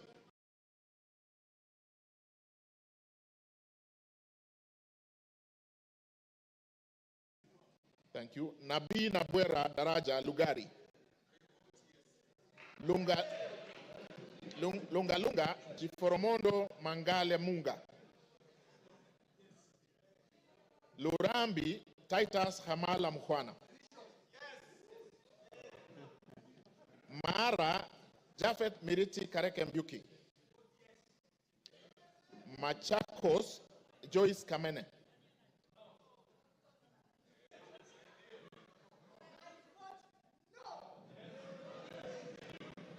Machakos Town, Caleb Mutiso Mule.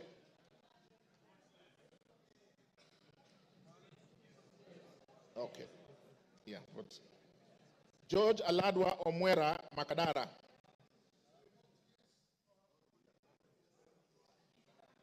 Makueni Kiamba Susan Dunge. Makueni Women Rep Mumo Rose Museo.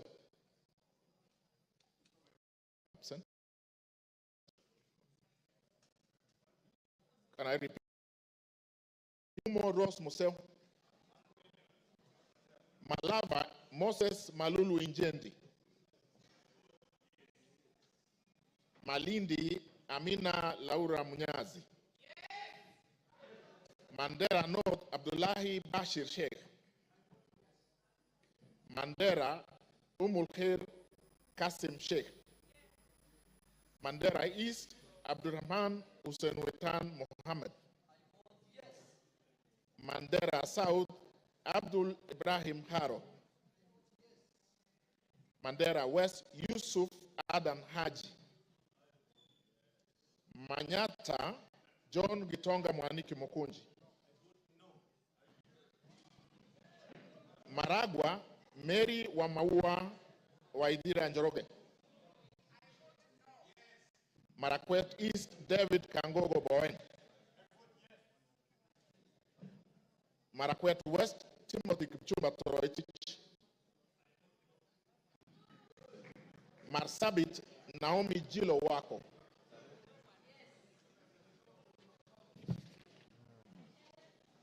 Masinga Mwalio Joshua Mbithi Mutua. Masinga Joshua Mbithi Mutua Mwalio. Matayos Geoffrey Makoha Modanga. Madare Anthony Oluoch. Madioya Edwin Mugo Gishoki. Okay. Madira Kahugu Eric Mwangi.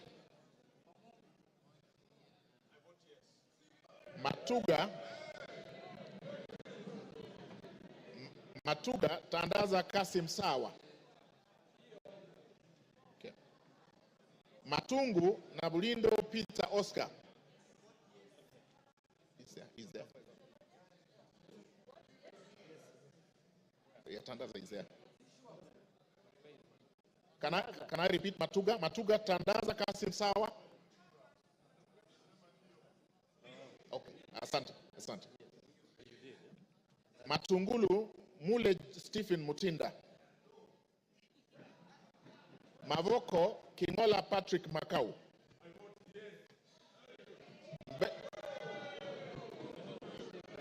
Mbeere North, Geoffrey Kariuki Kiringa.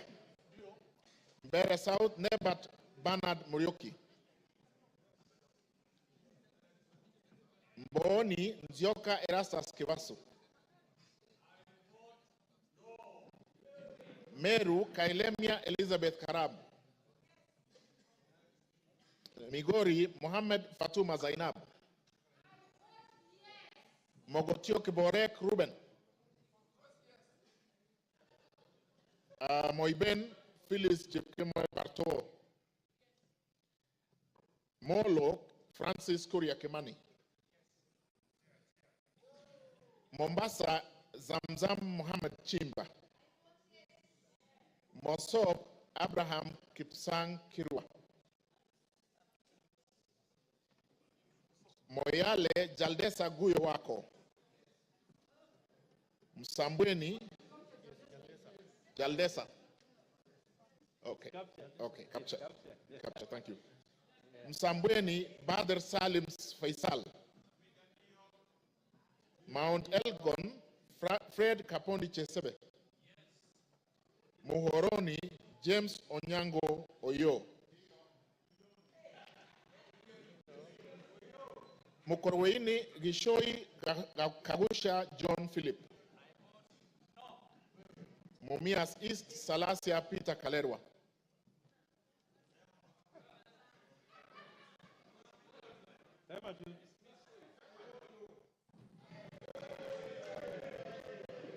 Mumias West Naika Johnson Manya.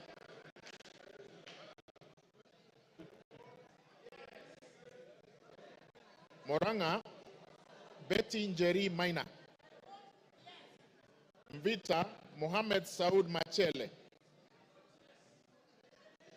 Mwala Musau Vincent Musioka.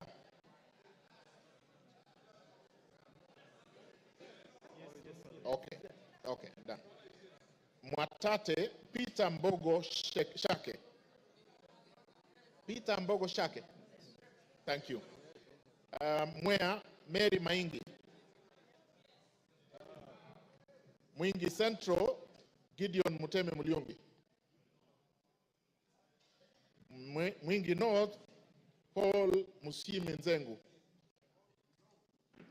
Mwingi West Charles Ngusi Anguna. Nairobi City Esther Mudoni Pasaris.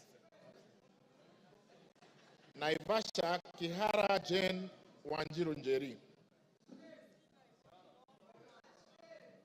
Nakuru Chelule. Can I repeat Naivasha? Kihara Jane Wanjiru Njeri.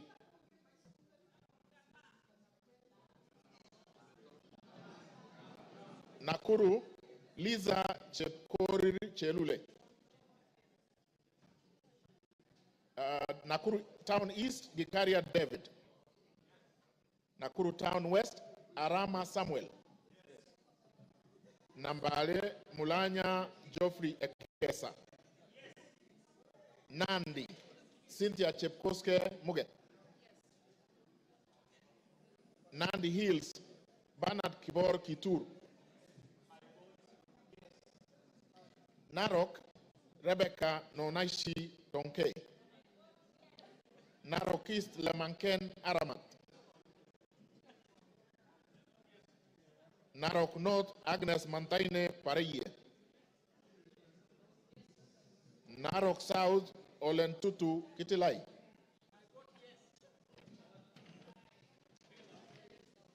Narok West Gabriel Koshal Tongoyo. Navaholo Emmanuel Wangwe. Ndaragwa Gachagua George N. Ndiwa Martin Peter Sowino. Ndia GK George Masharia Kariuki. Njoro Charity Katambi Chepkwony.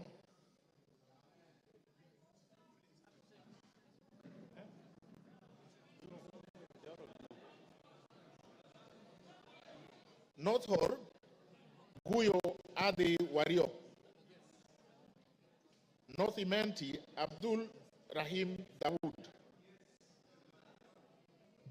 North Mogirango, Joash Nyamache Nyamoko. Nyakach, Joshua Aduma Ward. Nyali, Mohammed Ali Mohammed. Nyamira, Jerusha Momanyi Mongina. Mohammed Ali is here. Yes, he's voted. I repeat, Nyamira, Jerusha Momanyi Mongina. Thank you. Nyandarua, Gitao Faith Wairemo. Nyando, Okelo Jared Odoyo. Nyando votes yes. Yaribari Chache, Zahid Janda. Yes. Yaribari Masaba, Daniel Ogwo Kamanduku. Nyatike, Tom Boya Odege. Nyeri, Rahab Mokami Washira.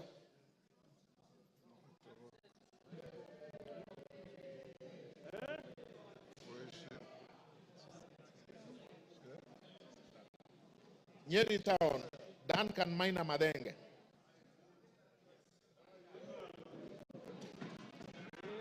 Oljororok, Moshira Michael Mwangi. Olkalau, David Joguna Kiaraho. Odaya, Michael Wambogo Wainaina. Pokot South, David Losiakau Kosing. Rabai, Mupe Anthony Nkenga. I have been asked to repeat Pokot South. Pokot South, Kosing David Losiakau. Thank you. Rabai Anthony Kenga Mupe. Rangwe Gogo Linian Achieng. Rarieda Amolo Paul Otiende.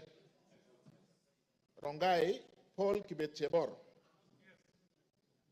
Rongo Paul Abor. Roysambu Agustin Kamade Mwafrika. Ruaraka Francis Kajwang Tom Joseph. Roiro Kingara Simon Nganga. Runyanjes Karemba Eric Muchangi Njiru. Sabatia Sloya Clement Logova. Saboti Caleb Amisi Luyai. Saku Raso Dido Ali. Samburu Pauline Lenguris. Samburu East Jackson Lekumontare Lentoijoni. Samburu North Dominic Eli Letipila. Samburu West Josephine Naisula Lesuda. Seme James Wambura Nyikal. Shinyalu Frederick Lusuli Ikana.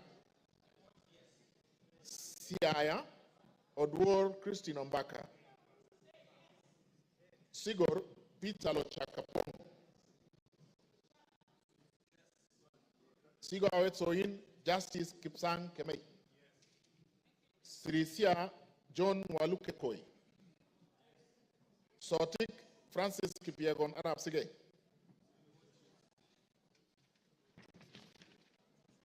South Imenti Idinji Shadrach Mwiti.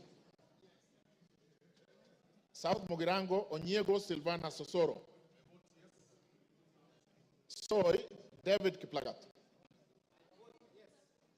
Starehe Maina Mwago Amos. Suba North Millie Grace Akoto Diambo.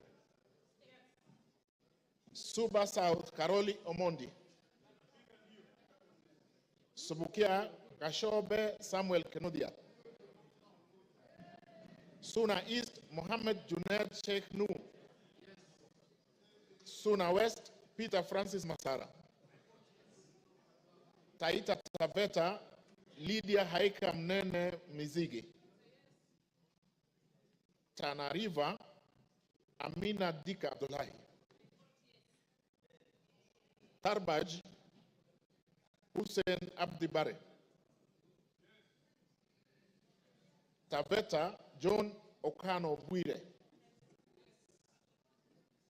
Teso North, Edward Kaunya Oku.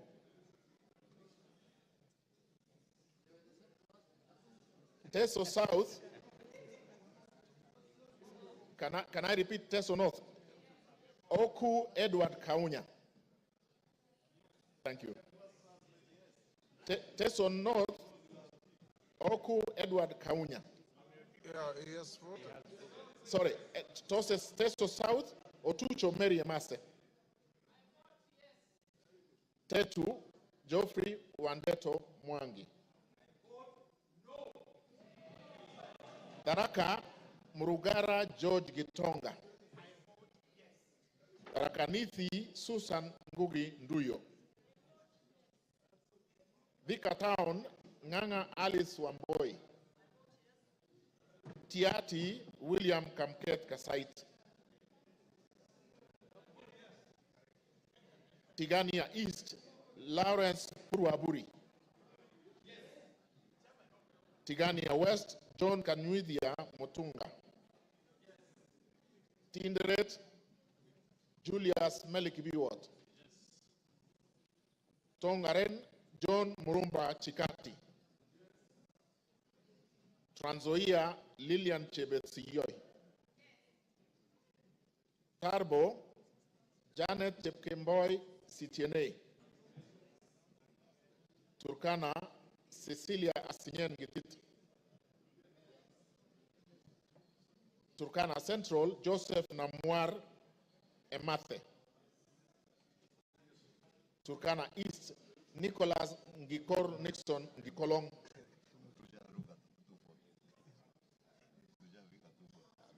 Turkana North, Paul Ekwom Nabuin.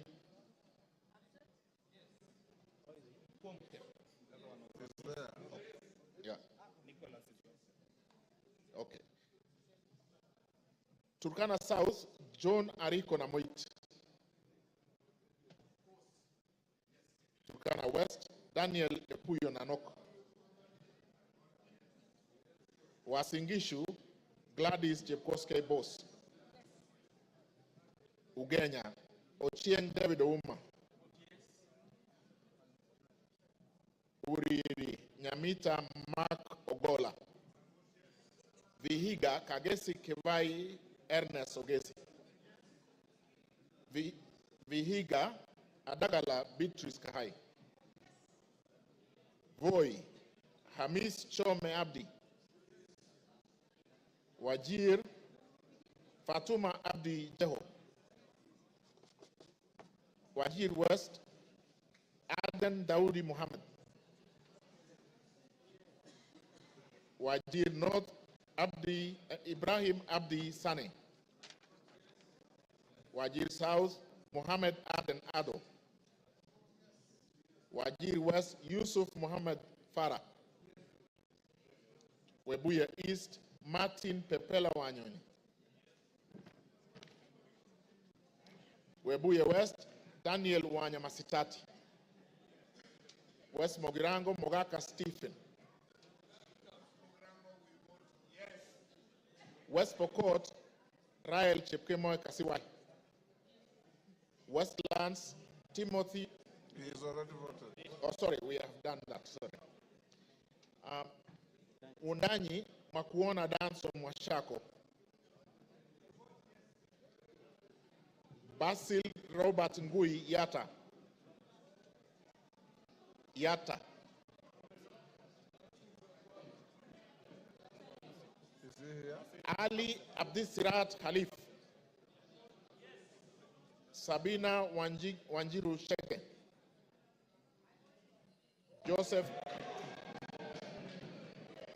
Joseph Hamisi Dena.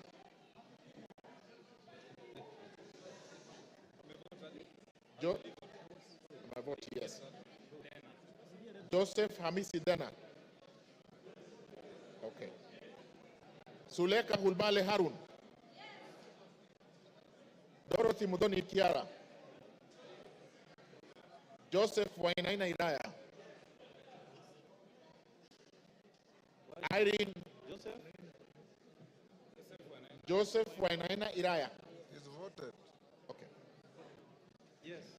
Irene Nakerario Mayaka. Umulher Harun Muhammad. Teresia Wanjiro Mwangi. No. Abubakar Ahmed Tali.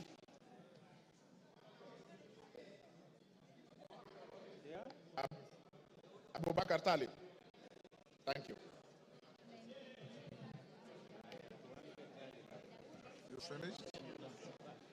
Honorable members, order. Is there any member present who has not had his or her name called out?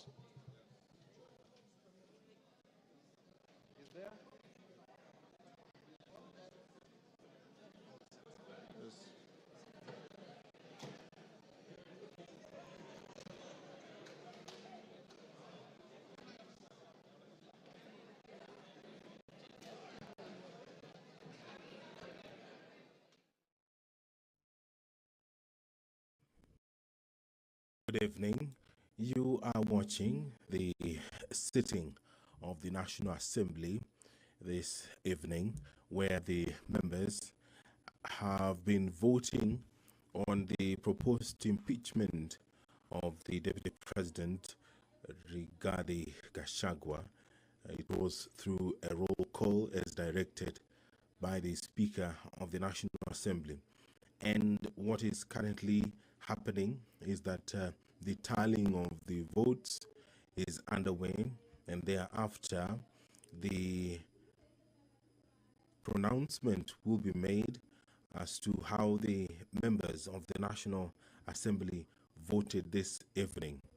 This special motion was moved by the Honorable Member Mwengi Mutuse, and in that special motion, he did list 11 grounds on the reasons as to why the Deputy President, Rigathi Gachagua, should be impeached as Kenya's second in command.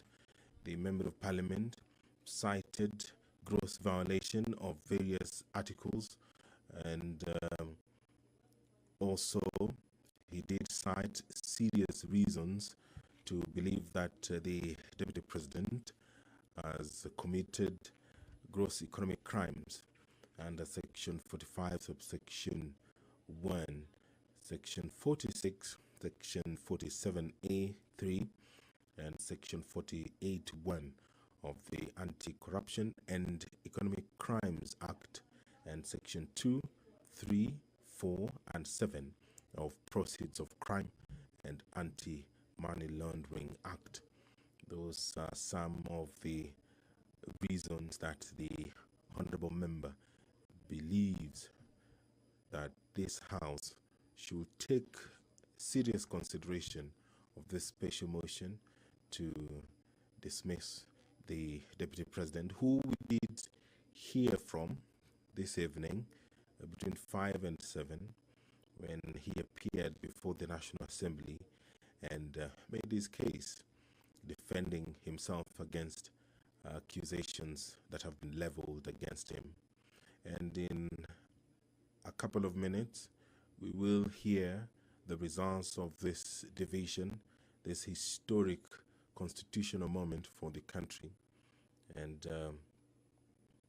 all that you will watch live courtesy of the Parliamentary Broadcasting Unit in conjunction with the Kenya Broadcasting Corporation.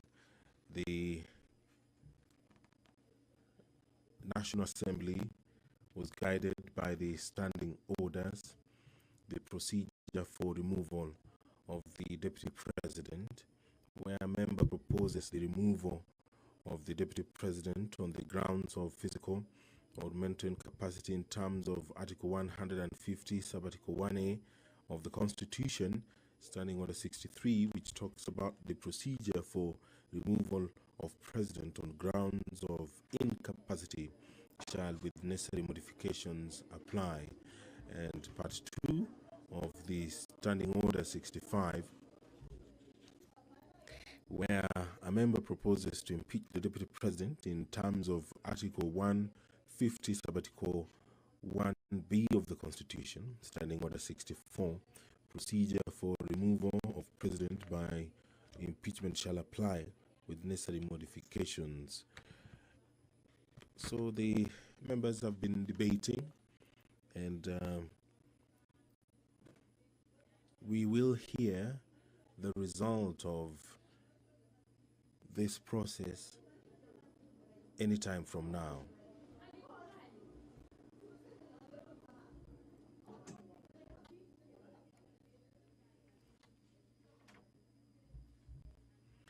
Standing Order 64 of the National Assembly provides for the procedure for removal of President by impeachment. Now, the Standing Order 65 borrows heavily from Standing Order 64, and these procedures,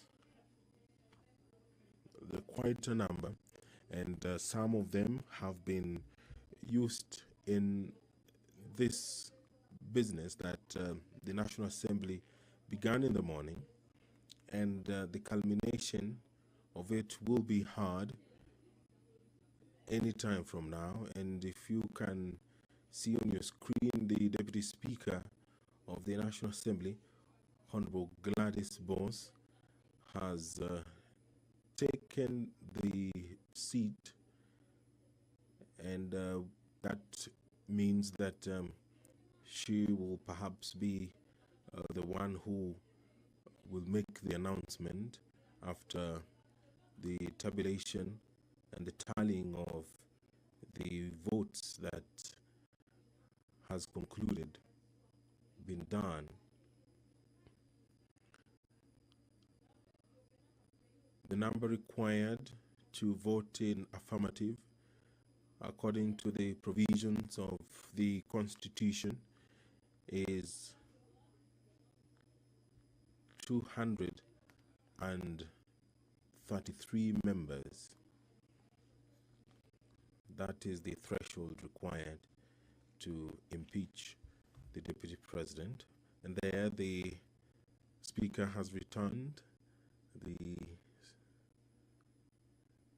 Deputy Speaker had been holding forth briefly, and anytime from now, the Speaker will call for the announcement of the votes,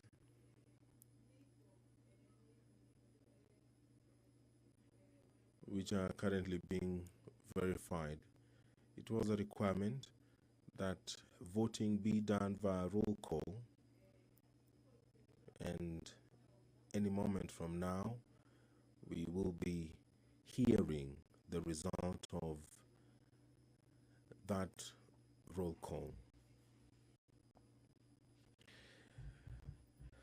And just a quick recap of the 11 grounds which were outlined by the Honorable Member Mwengi Mutuse. That one, the Deputy President has persistently made utterances threatening to discriminate, exclude, and unlawfully deny sections of the people of Kenya and regions of the Republic of Kenya equal opportunities for public service appointments and allocation of public resources.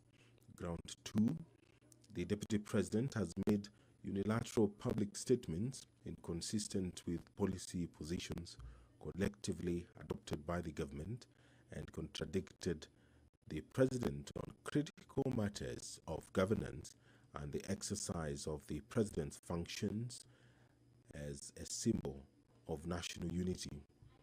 Ground 3, that His Excellency the Deputy President interfered with the running of Nairobi City County government by inciting citizens against the lawful directives of the county government on the planning and relocation of markets and publicly disparaging the leadership of the county government and its decisions. Count 4, gross violation of Article 160, Sub-Article 1 of the Constitution on the institutional and decisional independence of judges, that His Excellency the Deputy President has undermined the institutional and decisional independence of a judge through public attacks on a judge of the High Court of Kenya and falsely threatening to file a petition for the removal of the said judge in a matter in which he was a party.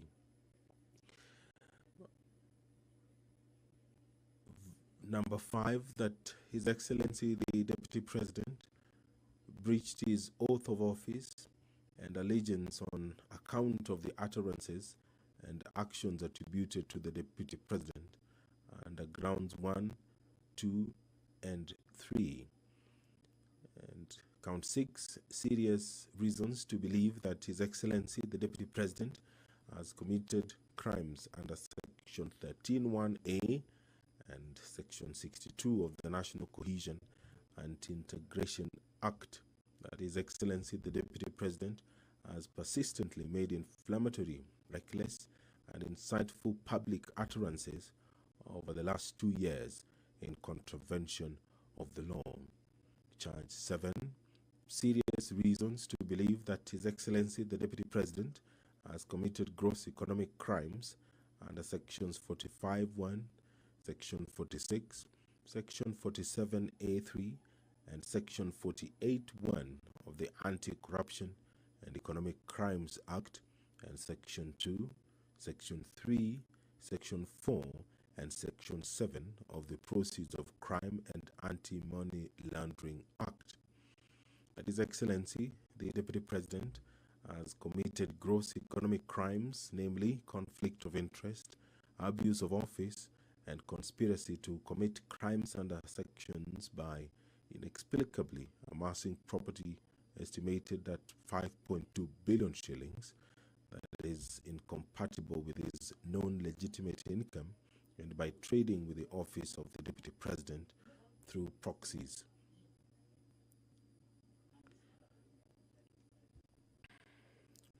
Charge 8, serious reasons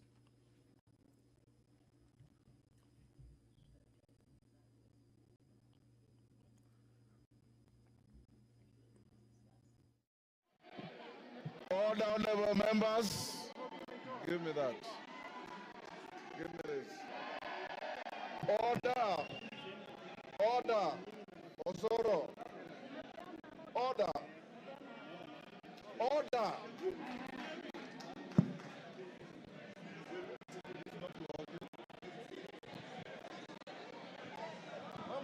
Order.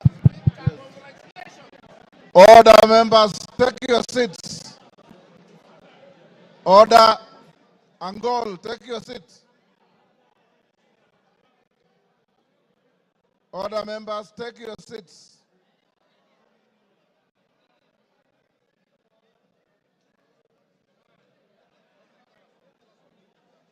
I know. Yes. Where's that gentleman not? Order, members. Order. Take your seats. Order, honorable members. Take your seats for the tellers.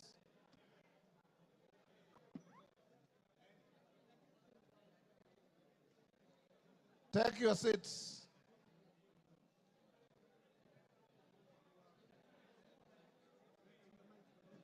Honor members, Haika, take your seat. Aburi, Aburi. Take a seat.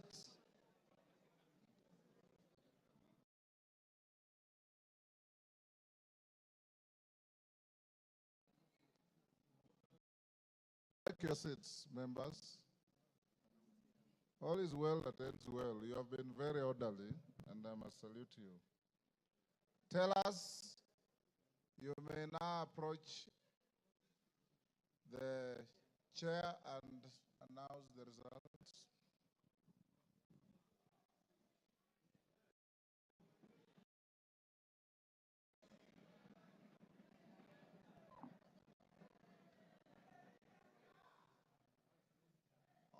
Honorable Speaker,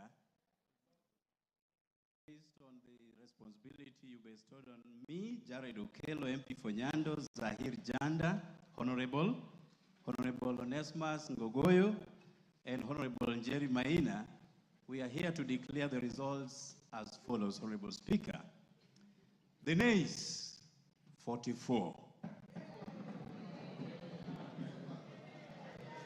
Abstentions, 1. And the ayes, 281.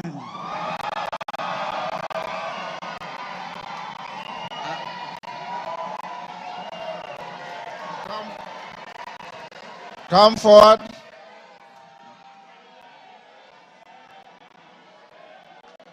Order.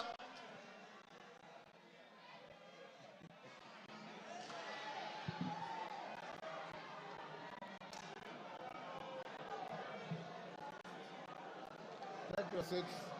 Order, members. Order. The House is still in session. Tellers, take your seats. Bensouda, take your seat.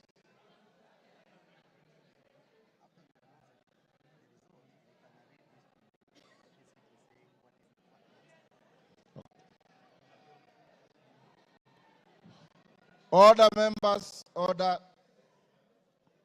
Members, the results of the debate on the motion are as follows.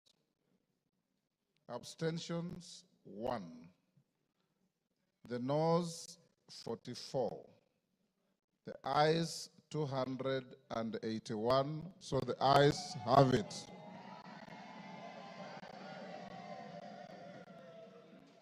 And the results brought to the Speaker are duly signed by all the 4 nominated tellers. Honourable members, I have a short communication following that.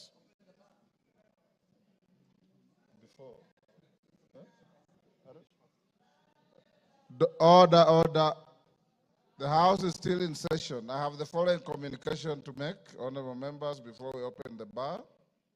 On the decision of the National Assembly, on the special motion on the proposed removal from office by impeachment of His Excellency Rigathi Gachagua, the Deputy President of the Republic of Kenya. Honourable members, as I had guided the House earlier in today's sitting, Article 145(2) of the Constitution sets a threshold of at least 2/3 of the members of the National Assembly to vote in support of a special motion for proposed removal by impeachment of the Deputy President of the Republic for the motion to be carried.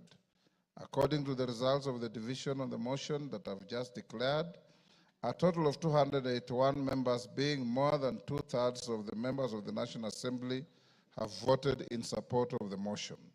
Article 145(2)(a) of the Constitution provides that, I quote, if a motion under Clause 1 is supported by at least 2/3 of all members of the National Assembly, the Speaker shall inform the Speaker of the Senate of the resolution within 2 days. In this regard, I'll proceed to discharge the singular duty placed on me by Article 145(2)(b) of the Constitution and under which to notify the Speaker of the Senate of the resolution of the National Assembly. The clerk is directed to prepare the necessary documentations to accompany the resolution. The House will resume tomorrow, Wednesday, 9th October 2024, at 9:30 a.m. to resume with the regular business as scheduled by the House Business Committee. I thank you. Members, will you now be upstanding? Draw the bar. Draw the bar. Open the doors. Order, honourable members. Order. Order. Order, members. The House will now be adjourned until tomorrow, 9:30 a.m.